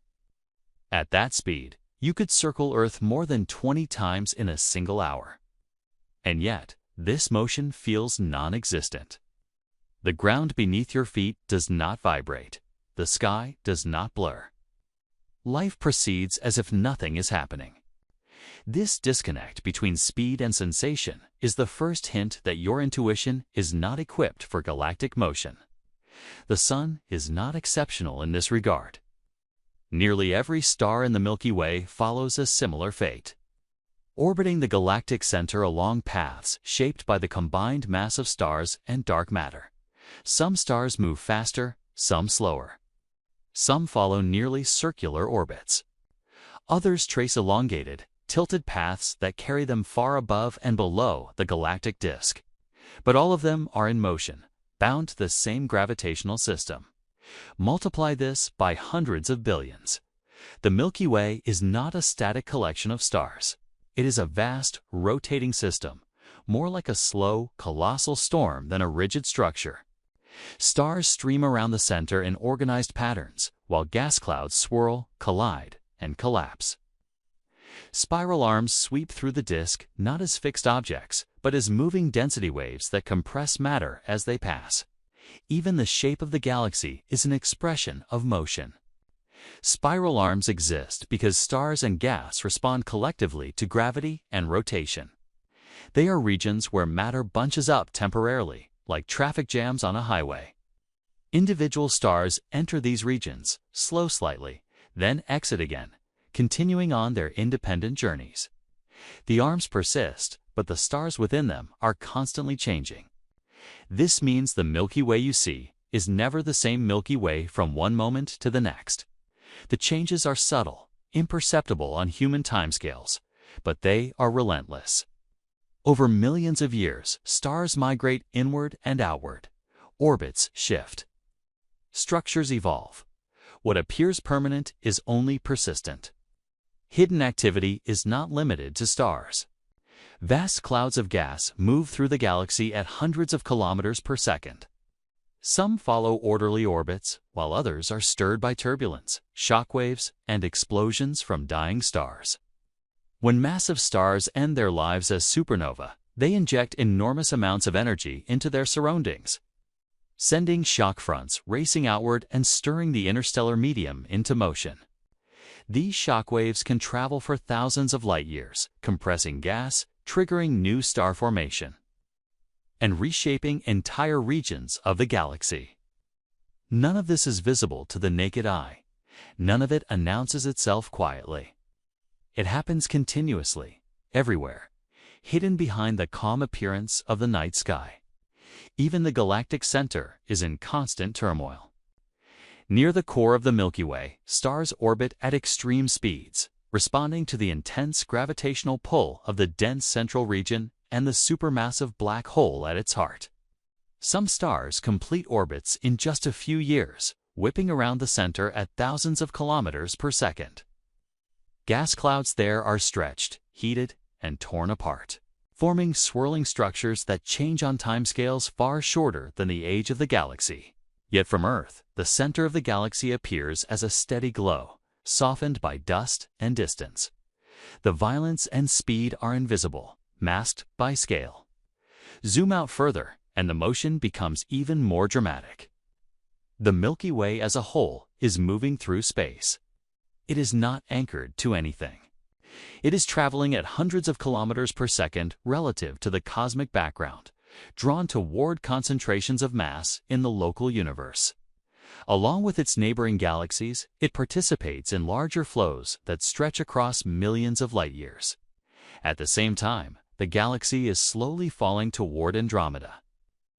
The two galaxies are approaching each other at about 110 kilometers per second. Their dark matter halos are already interacting long before the visible disks will ever meet. This motion is inevitable, written into the gravitational structure of the local group. In a few billion years, the Milky Way's current form will cease to exist, transformed by this colossal encounter. All of this is happening now. The reason it feels static is that your senses evolved to detect motion on scales relevant to survival. A running animal, a falling object, a moving shadow. Galactic motion unfolds across distances and durations that render it invisible to those instincts.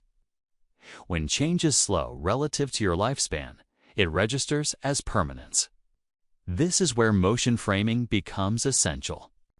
To understand the Milky Way, you must stop thinking of it as an object and start thinking of it as a process. A galaxy is not a thing that exists unchanged. 'Tis a pattern of motion sustained by gravity over immense time. The stars you see are participants in that pattern, not decorations pinned in place. Consider a single orbit of the Sun around the galaxy. One galactic year lasts about 225 million Earth years. During that time, continents drift, species rise and fall, entire ecosystems appear and vanish. Since the Sun formed, it has completed only about 20 of these orbits. That means most of Earth's biological history has unfolded during a tiny fraction of one lap around the Milky Way. This reframes motion in a profound way. What feels like ancient history to us is a fleeting moment to the galaxy. The Milky Way has seen countless civilizations' worth of time pass without noticeably altering its overall structure. Its motion is slow in appearance, but relentless in effect. Hidden activity also occurs in the dark matter halo. Although dark matter does not interact with light, it is not static. It flows, clumps, and responds to gravity. Simulations suggest that dark matter within the Milky Way is constantly in motion, with streams and substructures passing through the halo. Earth itself may be moving through these streams as the Sun orbits the galaxy. This means that even the invisible framework of the Milky Way is dynamic. The galaxy is not a rigid container holding stars. It is a living system, defined by motion at every level. From the smallest scales of gas turbulence to the largest scales of galactic mergers, movement is the rule, not the exception. The illusion of stillness is one of the greatest obstacles to understanding cosmic scale. When something appears unmoving, we assume it is stable and simple. But stability in the galaxy arises not from lack of motion, but from balance. Countless motions cancel, reinforce, and average out over time, producing structures that endure even as their components race through space. This is why the Milky Way can feel calm while being violently active. Supernova explodes somewhere in the galaxy every few decades. New stars ignite constantly. Old stars drift and die. Gas clouds collapse and disperse. Satellite galaxies are stretched into streams of stars that wrap around the Milky Way like ribbons. None of this disrupts the overall form because the galaxy's mass provides a stable gravitational environment in which motion is constrained rather than chaotic. Motion framing also reveals something humbling about our place in the galaxy. You are not standing still beneath the stars. You are moving with them. Earth orbits the Sun at 30 kilometers per second. The Sun orbits the galaxy at over 200 kilometers per second. The galaxy moves through the local group at hundreds of kilometers per second. The local group moves toward larger cosmic structures. All of these motions are layered on top of one another. At every moment, you are traveling through space at extraordinary speed in multiple directions at once. And yet, you feel none of it. This disconnect highlights how incomplete sensory experience can be as a guide to reality. The Milky Way teaches this lesson relentlessly. What feels still can be fast. What looks calm can be dynamic. What appears permanent can be transient on larger timescales. Understanding this changes how you interpret the night sky. The stars are no longer fixed points. They are travelers. The galaxy is no longer a backdrop. It is a flow.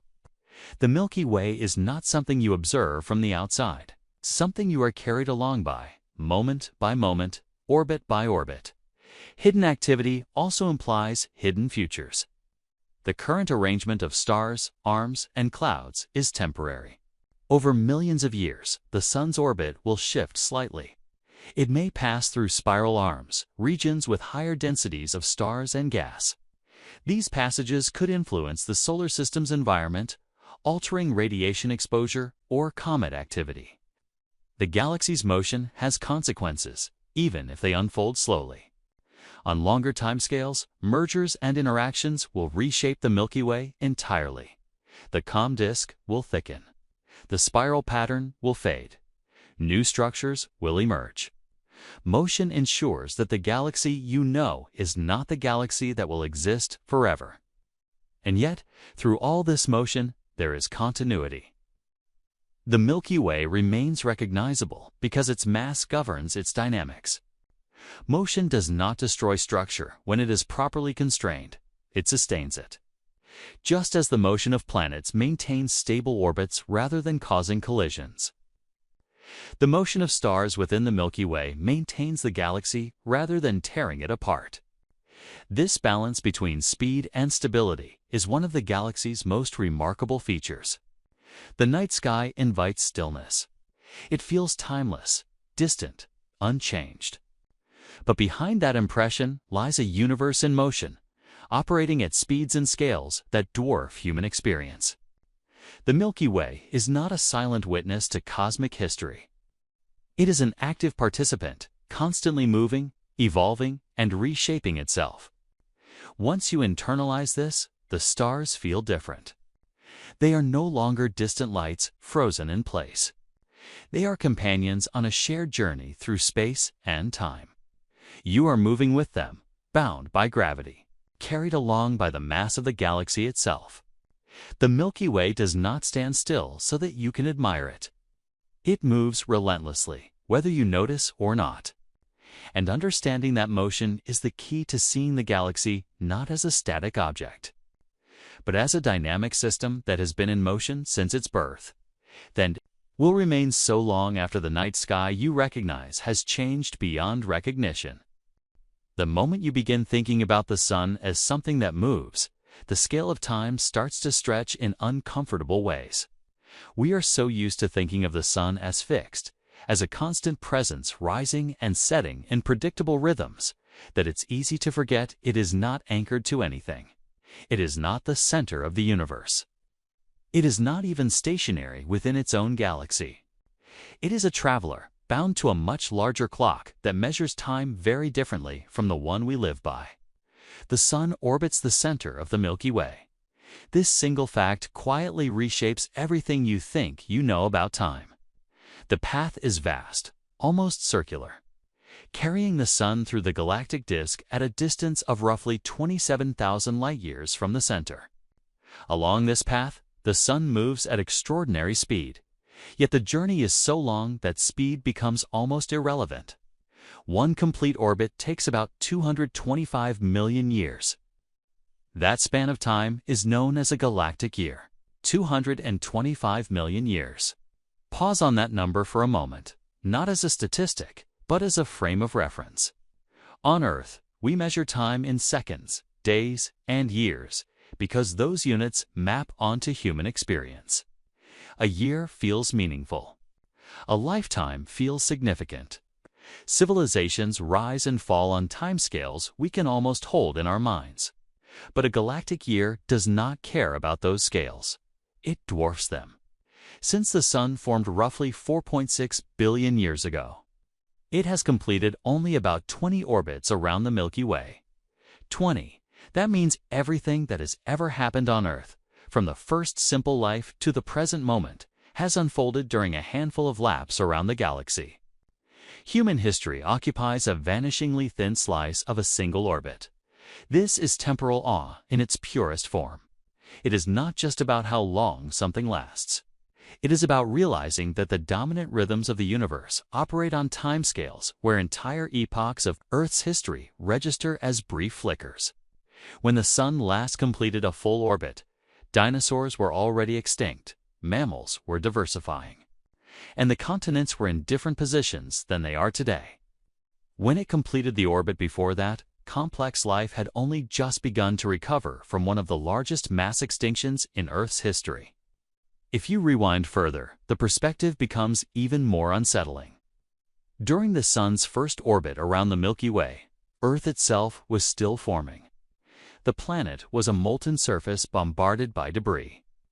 There were no oceans, no atmosphere capable of supporting life. The galaxy did not wait for any of that. It continued its slow, steady rotation, indifferent to the fragile processes unfolding on one small world. Cosmic time does not move faster or slower than human time. It simply operates on a scale where human concerns become almost invisible. The Sun's orbit is not perfectly smooth either. As it travels around the galaxy, it oscillates up and down through the galactic disk, bobbing slightly above and below the plane of stars like a slow-moving wave. Each oscillation takes tens of millions of years. Over the course of an orbit, the Sun passes through regions of varying stellar density, sometimes closer to spiral arms, sometimes farther away. These passages are subtle, but they matter. Spiral arms are regions where gas and stars are more densely packed. Passing through them may increase the likelihood of nearby supernova or gravitational disturbances. Over cosmic timescales, these events can influence the environment of the solar system. They can affect radiation levels, perturb distant comets, and subtly shape the long-term conditions on Earth. None of this happens suddenly. There are no dramatic alarms. The effects unfold over millions of years, slow enough that life can adapt, evolve, or perish without ever knowing the cause. This is how cosmic time operates, not through sharp moments, but through accumulated influence. The idea of a galactic year also forces a reconsideration of what ancient really means. On Earth, something 1,000 years old feels ancient. 10,000 years old feels almost incomprehensible. Yet from the perspective of the Milky Way, 10,000 years is nothing. It is a rounding error. It is less than a blink in the galaxy's ongoing motion. Even the entire span of recorded human history barely registers as a thin scratch along the Sun's orbital path. This does not diminish human experience, contextualizes it. Temporal awe arises when you realize that significance does not require duration. A moment can matter deeply, even if it is brief relative to cosmic time. But it also humbles the instinct to treat the present as central or permanent. The Milky Way has existed for over 13 billion years. It has seen stars form and die in numbers beyond counting. It has absorbed other galaxies, reshaped itself, and persisted through eras that make Earth's history feel recent by comparison. The Sun is a relatively young participant in this story. It joined the Milky Way long after the galaxy's initial formation, long after its dark matter halo had taken shape, long after earlier generations of stars had lived and died, enriching the galaxy with heavier elements. The very atoms that make up the Sun, the Earth, and your body were forged in stars that existed before the Sun's first orbit began. Cosmic time is layered. The Sun's orbit is just one rhythm nested within many others. Galaxy itself rotates. The local group of galaxies moves together through space. Larger structures evolve over billions of years. And beneath all of this, the universe continues its expansion, stretching space itself on timescales that dwarf even galactic cycles. When you think in these terms, the idea of now becomes slippery. What does now mean in a galaxy where meaningful changes take tens or hundreds of millions of years? The Milky Way you see tonight is not the Milky Way as it exists in some universal present. The light from distant stars left long before humans existed. The galaxy-S structure is revealed to you as a mosaic of different eras stitched together by the finite speed of light. In that sense, you never see the galaxy as it is. You see it as it was. The Sun's orbit through this evolving structure is therefore a journey through both space and time. As it moves, it carries the solar system through regions shaped by different past events. Ancient supernova, long-dissipated star clusters, remnants of galaxies that were torn apart and absorbed. The Sun's path is written into a landscape shaped by billions of years of prior motion. Temporal awe also emerges from the realization that the Sun's orbit is not guaranteed forever. Over extremely long timescales, the Milky Way itself will change. Interactions with other galaxies will alter its structure. The eventual collision with Andromeda will disrupt current orbits, including the Sun's. The concept of a stable galactic year applies only within a particular chapter of the galaxy's life. Even the galaxy's rotation is not eternal.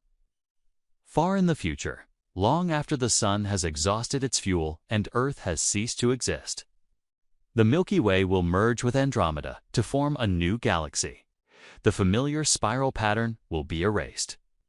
New orbits will emerge. Cosmic time will continue, indifferent to the loss of structures we once considered permanent. Thinking about the Sun's orbit also reframes causality. Events on Earth often feel immediate and self-contained. Wars, discoveries, extinctions, cultural shifts all seem driven by local factors. But over long enough timescales, these events are nested within much larger processes. Climate is influenced by orbital cycles. Biological evolution responds to slow environmental changes.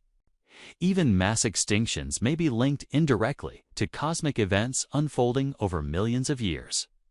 The Sun's motion through the galaxy is part of that broader context. This does not mean the galaxy dictates the details of human history. It means history unfolds inside a moving environment, one that changes slowly but persistently. The Milky Way provides the stage, and cosmic time sets the tempo, even if the actors are unaware of it. There is something quietly profound about realizing that the Sun has a schedule that does not align with human narratives. Civilizations mark time with calendars and anniversaries, believing themselves to be at the center of history. But the galaxy does not acknowledge those markers. Its clock ticks in millions of years. Its milestones are mergers, structural shifts, and cycles of star formation. Against that backdrop, the rise and fall of civilizations become brief patterns etched onto a moving surface. Temporal awe is not about insignificance. It is about scale. Understanding the Sun's orbit allows you to see your moment in context without stripping it of meaning. You are not less important because the galaxy is old. You are more remarkable because you exist at all within such a vast, enduring system. Consciousness arising on a small planet during a fleeting moment of a galactic orbit is not trivial. It is extraordinary. The Sun will continue its journey long after individual humans are gone. Long after current nations disappear. Long after familiar constellations distort beyond recognition due to stellar motion. The galaxy will not notice these changes, but that does not make them meaningless to those who experience them. Cosmic time teaches patience, shows that some processes cannot be rushed. That stability is achieved through persistence rather than speed. The Milky Way did not become what it is overnight. It accumulated mass, stars, and complexity across billions of years. The Sun joined that system as one participant among many, following a path shaped long before it arrived. Every sunrise, every year, every generation unfolds against the backdrop of that slow orbit. You are not standing still beneath the stars. You are being carried steadily and relentlessly along a path around the galaxy's center. Each moment of your life corresponds to a tiny arc along that path, an almost infinitesimal segment of a journey that began long before you were born and will continue long after you are gone. That realization does not shrink the present. It expands it. When you understand the Sun's orbit and the scale of cosmic time, the night sky stops being a static dome and becomes a moving landscape. The stars are not fixed witnesses. They are fellow travelers, each with their own paths, histories, and futures. The Milky Way is not just massive in space, it is massive in time. And the Sun's slow, silent orbit is your connection to that deeper clock, one that measures existence not in lifetimes, but in epochs. To truly grasp what galactic motion means, you have to place it against something familiar, yet vast enough to matter. Nothing on Earth fits that role better than the history of life itself. Life feels ancient to us. Its timeline stretches back billions of years, filled with extinctions, revolutions, and slow transformations that seem almost incomprehensible on their own. And yet, when you place that entire history alongside the motion of the Milky Way, even life's deepest timeline begins to collapse. Consider the Sun's journey again. One complete orbit around the center of the Milky Way takes roughly 225 million years. That number is already difficult to hold in your mind, but now anchor it to something tangible.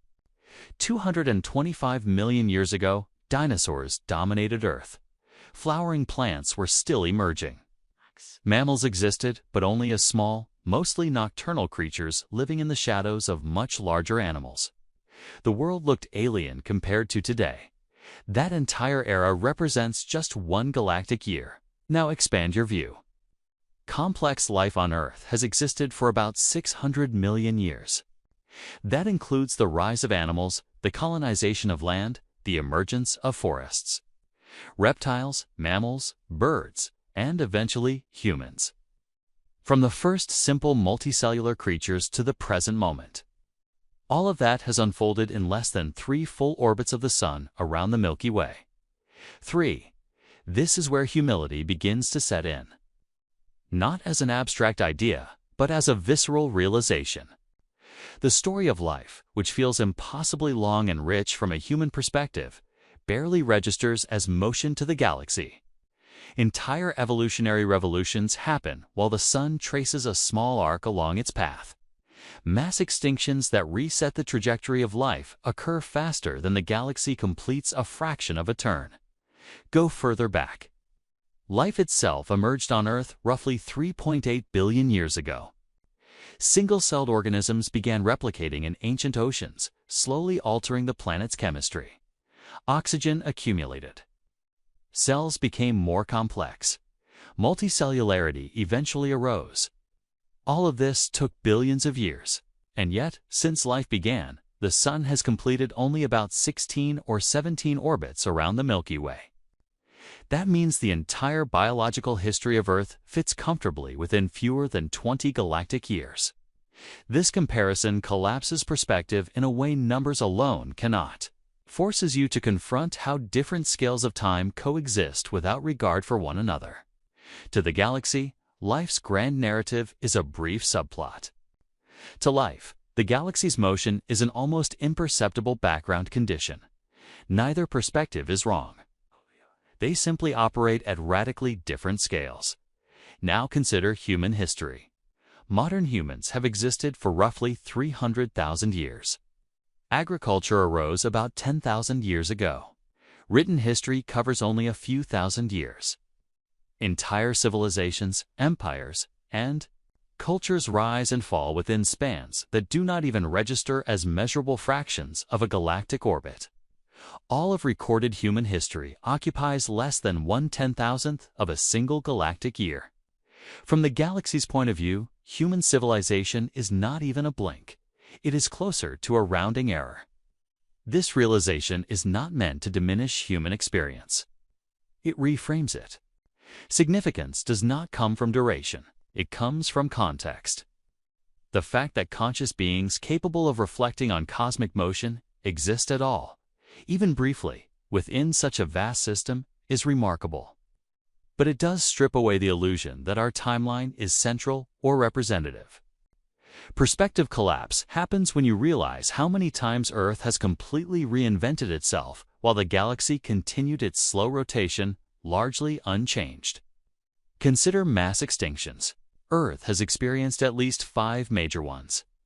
Events that wiped out large percentages of life and reshaped the course of evolution. The asteroid impact that ended the reign of the dinosaurs occurred about 66 million years ago. From a human standpoint, that feels unimaginably distant. From a galactic standpoint, it happened less than a third of the way through a single orbit. The galaxy did not notice. Stars continued their paths. Gas clouds drifted. Dark matter flowed. The Milky Way did not pause or react. It simply carried on, indifferent to the dramatic reset unfolding on one small planet within its disk. This indifference is not cruelty, it is scale. Life's history is defined by contingency. Small changes cascade into profound consequences.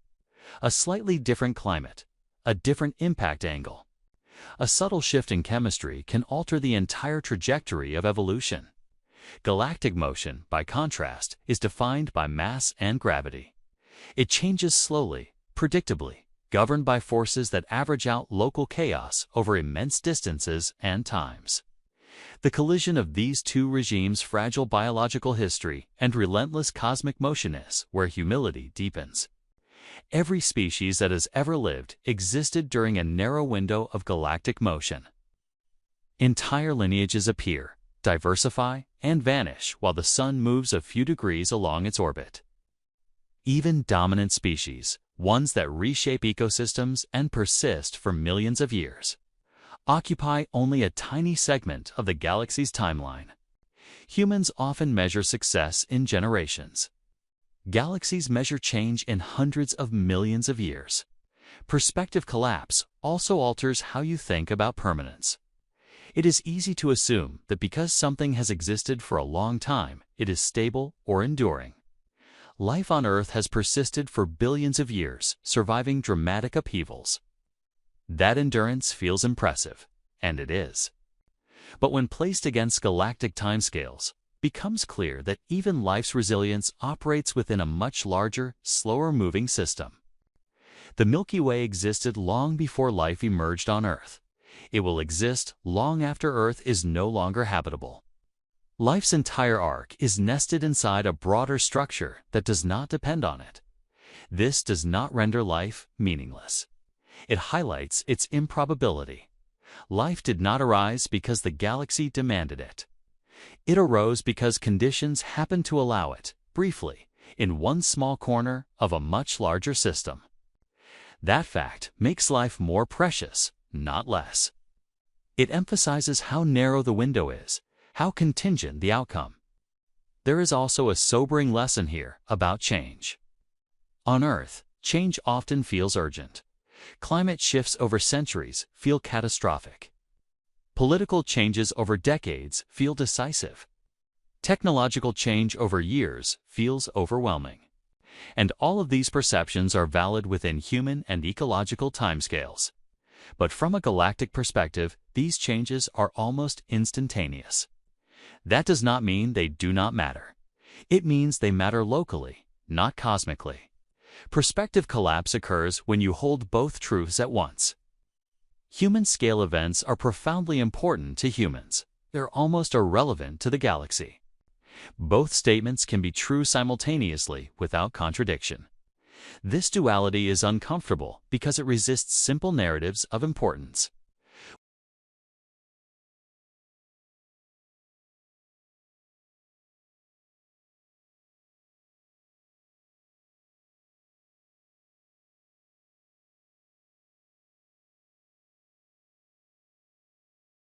Life on Earth has created meaning, culture, memory, and reflection within a tiny temporal slice of galactic motion. That achievement does not require the galaxy's acknowledgement to be real. Another layer of humility emerges when you consider how easily life's timeline could have been different if the Sun's orbit had taken it through denser regions of the galaxy at different times. Nearby supernova might have bathed Earth in radiation, altering evolutionary paths. If gravitational interactions had perturbed the solar system more strongly, comet impacts could have been more frequent, resetting life repeatedly.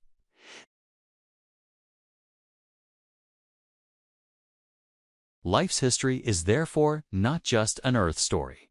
It is partially a galactic story. The conditions that allowed life to persist for billions of years were shaped by the Milky Way's mass structure and dynamics. One that did not subject the solar system to constant catastrophic disturbances. In that sense, the Milky Way's slow.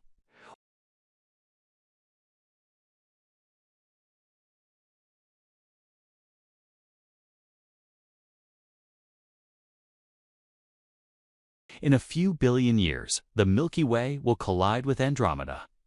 That event will radically alter the galaxy's structure. Orbits will change.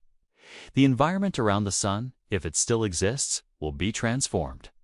Long before that, the Sun itself will evolve, rendering Earth uninhabitable.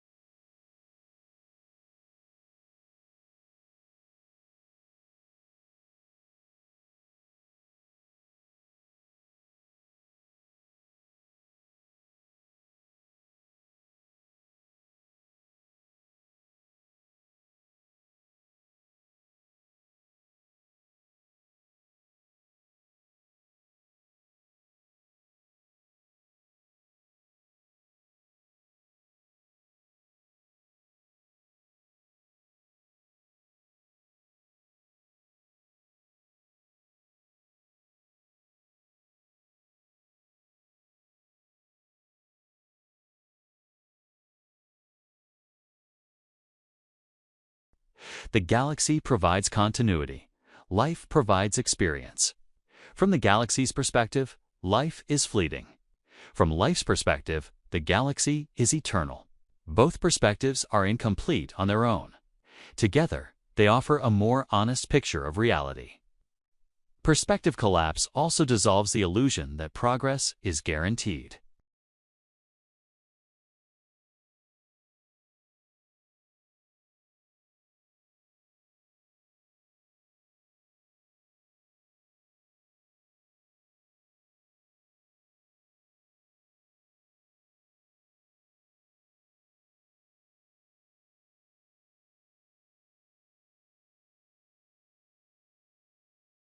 When you place the rise of human awareness alongside the slow rotation of the Milky Way, you realize how narrow the window truly is. A few million years earlier or later, and the conditions might not have aligned.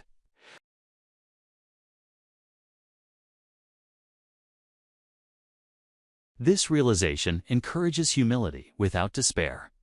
It suggests that meaning is not written into the universe at large, but created locally by beings capable of reflection. The Milky Way does not assign value. It allows space for value to arise. Understanding this changes how you look at both the sky and life itself. The stars overhead are not witnesses to human history in any intentional sense. They do not remember us, but they provide the context that makes our brief story possible.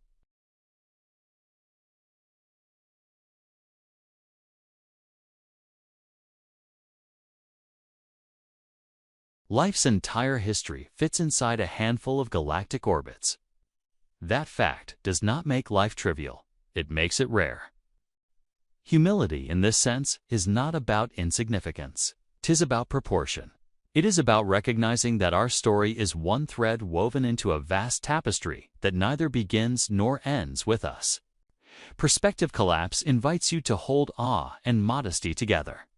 The Milky Way has turned only a few times since life began on Earth.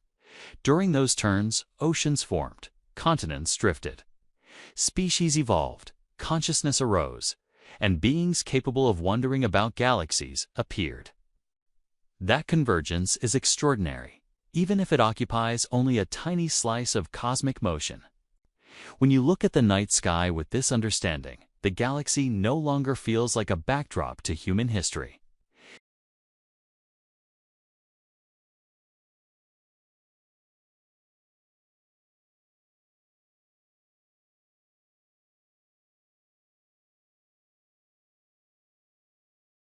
And that, perhaps, is where the deepest perspective collapse occurs. Realizing that the universe does not need to care about us for our brief awareness of it to matter profoundly to us. The Milky Way did not become massive by growing quietly in isolation. Its size and structure are the result of a long, violent history shaped by survival, competition, and absorption. When you look at the galaxy today, it's easy to imagine it as a single self-contained entity. But that image hides a far more brutal truth. The Milky Way is the product of countless encounters in which smaller galaxies were torn apart and consumed, their stars and gas folded into a growing whole. In the early universe, galaxies were not the large, well-defined spirals we see today. They began as small, irregular clumps of matter, competing for resources in a crowded cosmic environment. Gravity pulled these clumps together, but it did not do so gently. When two protogalaxies drifted too close, the more massive one gained an advantage.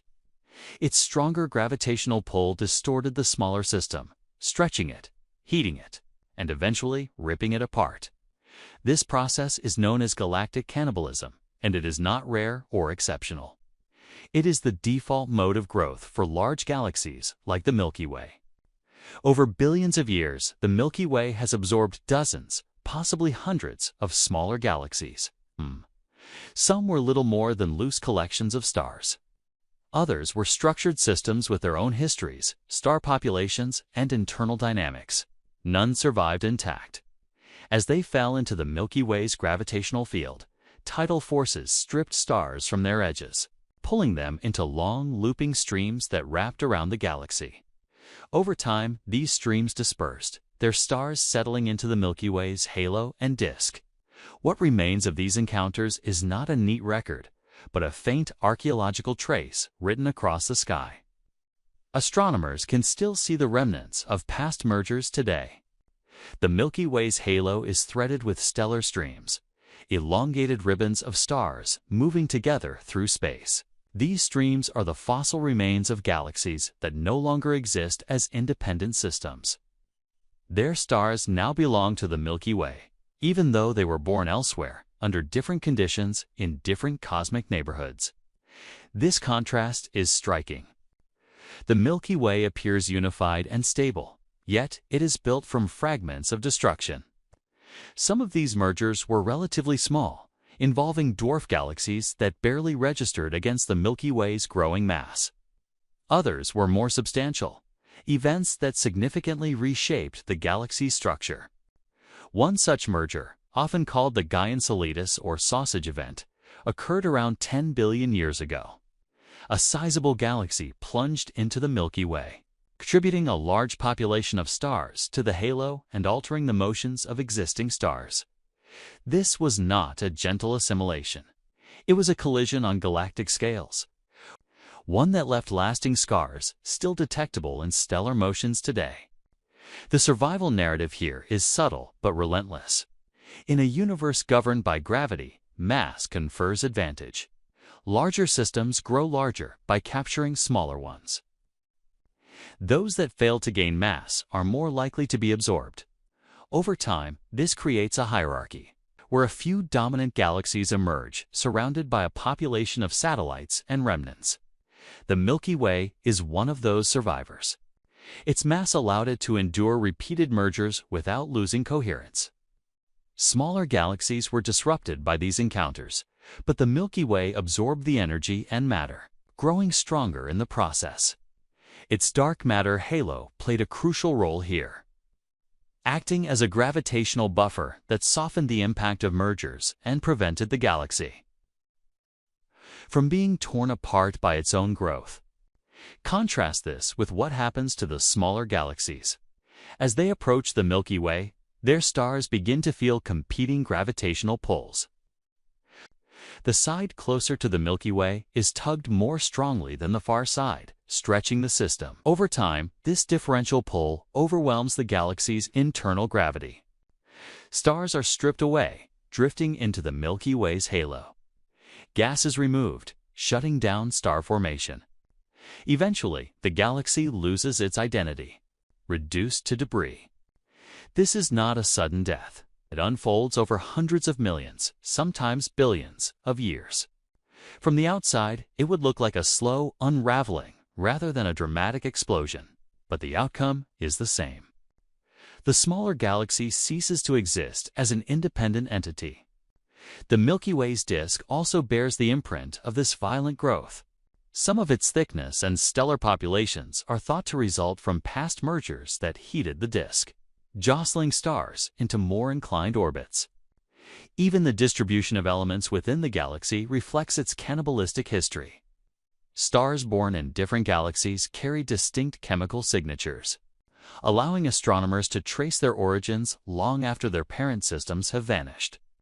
In this sense, the Milky Way is a mosaic. It is not composed solely of stars that form together in one place. It is a layered structure built from multiple lineages, each with its own story. Some stars formed early in the galaxy's initial collapse. Others were born in satellite galaxies and later assimilated. Still others formed from gas brought in by mergers, ignited by the turbulence and compression these encounters created. This growth through destruction creates a powerful contrast between appearance and reality. From Earth, the Milky Way looks serene. Its spiral arms curve gracefully. Its glow feels gentle. But beneath that beauty lies a history defined by competition and survival. The galaxy you see is the outcome of billions of years of gravitational sorting, where only the most massive systems endured and expanded. Even today, this process has not stopped. The Milky Way is actively consuming smaller galaxies right now. The Sagittarius dwarf galaxy is in the process of being torn apart. Stars stretched into streams that loop around the Milky Way. Other dwarf galaxies orbit nearby, slowly losing mass as they interact with the galaxy's tidal field. Given enough time, most of them will share the same fate. This ongoing growth underscores an important contrast. While the Milky Way feels ancient and settled, it is still evolving. Its mass is not fixed. Its structure is not final. The galaxy is alive in the sense that it continues to change, incorporating new material and reshaping itself in response. Survival on galactic scales does not mean avoiding change. It means absorbing it. The Milky Way's ability to grow without destroying itself is a direct consequence of its mass. Smaller galaxies cannot survive repeated mergers because they lack the gravitational depth to absorb the energy involved. The Milky Way can. Each encounter makes it more massive, increasing its ability to dominate future interactions. This feedback loop favors the already large, amplifying differences over time. This dynamic also explains why truly isolated galaxies are rare. Gravity pulls systems together. Over cosmic time, isolation is temporary. Interaction is inevitable. The contrast between the Milky Way and the galaxies it has consumed also highlights a deeper truth about cosmic history. The universe is not arranged to preserve individuality. Structures merge, dissolve, and reconfigure continuously. Identity is provisional, maintained only so long as conditions allow. The Milky Way's identity has endured because it has been successful in this environment. It has not been immune to destruction, but it has consistently emerged on the winning side of gravitational encounters. That success is written into its mass, its halo, and its complex stellar populations. There is also a quiet irony in this survival narrative. Many of the stars that make up the Milky Way today did not originate within it. They were born in galaxies that no longer exist. Their original homes were erased, but the stars themselves persist, continuing to shine within a new structure. In that sense, galactic cannibalism does not annihilate everything. It transforms. The Milky Way is therefore both a graveyard and a refuge. It contains the remnants of lost galaxies. But it also provides a stable environment in which their stars can continue to exist for billions of years. Destruction and preservation are intertwined. What is lost at one scale is retained at another. This reframes the idea of growth itself. Growth in the cosmos is rarely gentle. It is often achieved through assimilation, through the breakdown of smaller systems into components that can be reused. The Milky Way's mass is a record of that process. Each merger added not just stars, but dark matter, gas, and angular momentum shaping the galaxy's future evolution. The contrast between the calm appearance of the Milky Way and the violence of its past is one of its most profound features. It reminds you that stability often emerges from chaos, and that enduring structures are rarely born fully formed. When you look at the Milky Way, you are looking at the outcome of billions of years of survival-driven growth. A galaxy that grew by consuming others, not out of malice or intention, but because gravity rewards mass. The rules are simple. The consequences are immense. This history also hints at the galaxy's future. The Milky Way will not remain unchanged. It will continue to interact, to merge, to grow. The eventual collision with Andromeda will be the largest chapter in this story, a merger between two giants that will erase their current identities and create something new. Even then, the process will follow the same logic. Mass will dominate. Structure will reemerge. In that sense, the Milky Way's cannibalistic past is not a dark footnote. It is the defining mechanism by which large galaxies exist at all. The serene band of light across the night sky is not a symbol of cosmic peace. It is a survivor's silhouette, shaped by countless encounters that ended in absorption rather than annihilation. The galaxy's mass tells a story not just of size, but of endurance, of a system that grew stronger by incorporating the remains of others, and understanding that history makes the Milky Way feel less like a static object and more like the living outcome of a long, competitive cosmic process, one that is still unfolding quietly all around you. When you step outside at night and look up, the Milky Way no longer feels like a distant object hanging above you. It feels closer than that, more intimate. That pale band of light stretching across the sky is not just scenery. It is the visible edge of a story you are already inside. What you are seeing is home not in the sense of comfort or ownership, but in the deeper sense of origin and context. Every point of light in that band is a star bound by the same gravity that binds you. Every dark lane cutting through it is dust and gas that once belonged to other stars and will belong to future ones. The glow itself is the combined light of billions of suns whose motions, histories, and fates are tied together by mass accumulated over unimaginable time. The night sky becomes different once you know this. It stops being a static ceiling and becomes a moving archive. A record of survival, growth, destruction, and renewal written in light and gravity. The Milky Way you see is not a finished product. It is a snapshot taken mid-story. A single frame in a narrative that began long before the sun existed and will continue long after its light is gone. And yet, this moment matters. Because for a brief window of cosmic time, the galaxy has the right structure, the right chemistry, and the right stability to host observers capable of asking what it is and where they belong within it.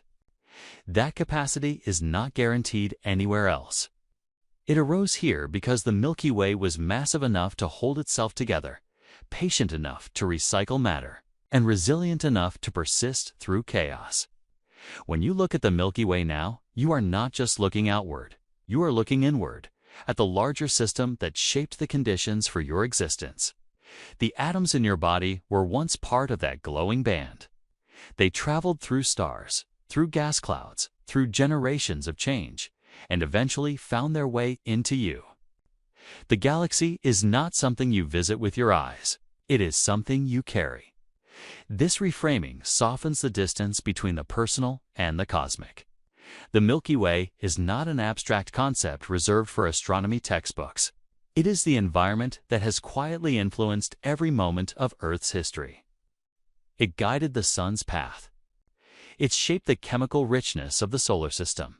It provided a stable backdrop against which life could unfold.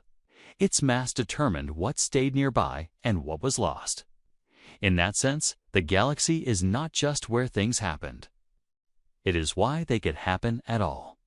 Standing beneath the night sky, it is easy to feel small. But smallness is not the right word. Embedded is better. You are part of a structure vast beyond comprehension, yet intimate enough that its history runs through your bones. The Milky Way is not indifferent to you in any personal way, but it is responsible for you in a physical one. That realization carries awe without alienation. You do not have to matter to the universe to belong to it. Belonging comes from continuity, from shared history, from participation in a process that did not begin with you and will not end with you. The Milky Way offers that continuity freely, without asking anything in return. The open-endedness of this story is its quiet gift. The galaxy will change. Its shape will be erased. Its stars will age. It will merge, transform, and become something else. But none of that removes what it has already been. None of it erases the chapter in which Earth formed. Life emerged, and consciousness arose long enough to look back and wonder. That chapter exists. Forever. When future structures replace the Milky Way's current form, this era will still be part of the universe's history, folded into matter and motion, carried forward in altered patterns. The story does not end. It evolves. So when you look up at the Milky Way on a clear night, you are not just seeing a galaxy. You are seeing the accumulated weight of time holding matter together long enough for stories to form. You are seeing the quiet outcome of gravity's persistence. You are seeing the place where countless beginnings overlapped to produce this moment, this thought, this awareness, this breath. The Milky Way is massive, yes. But more than that, it is meaningful not because it was designed to be, but because meaning emerged within it. It became a home not by intention, but by endurance. A story not because it was written, but because it unfolded. And you are part of that unfolding. The night sky does not ask you to understand everything it contains. It only invites you to recognize where you are, inside a galaxy that is still becoming itself. Inside a story that did not end before you arrived and will not end when you are gone. When you see the Milky Way now, it is no longer just light in the darkness. It is context. It is ancestry. It is home.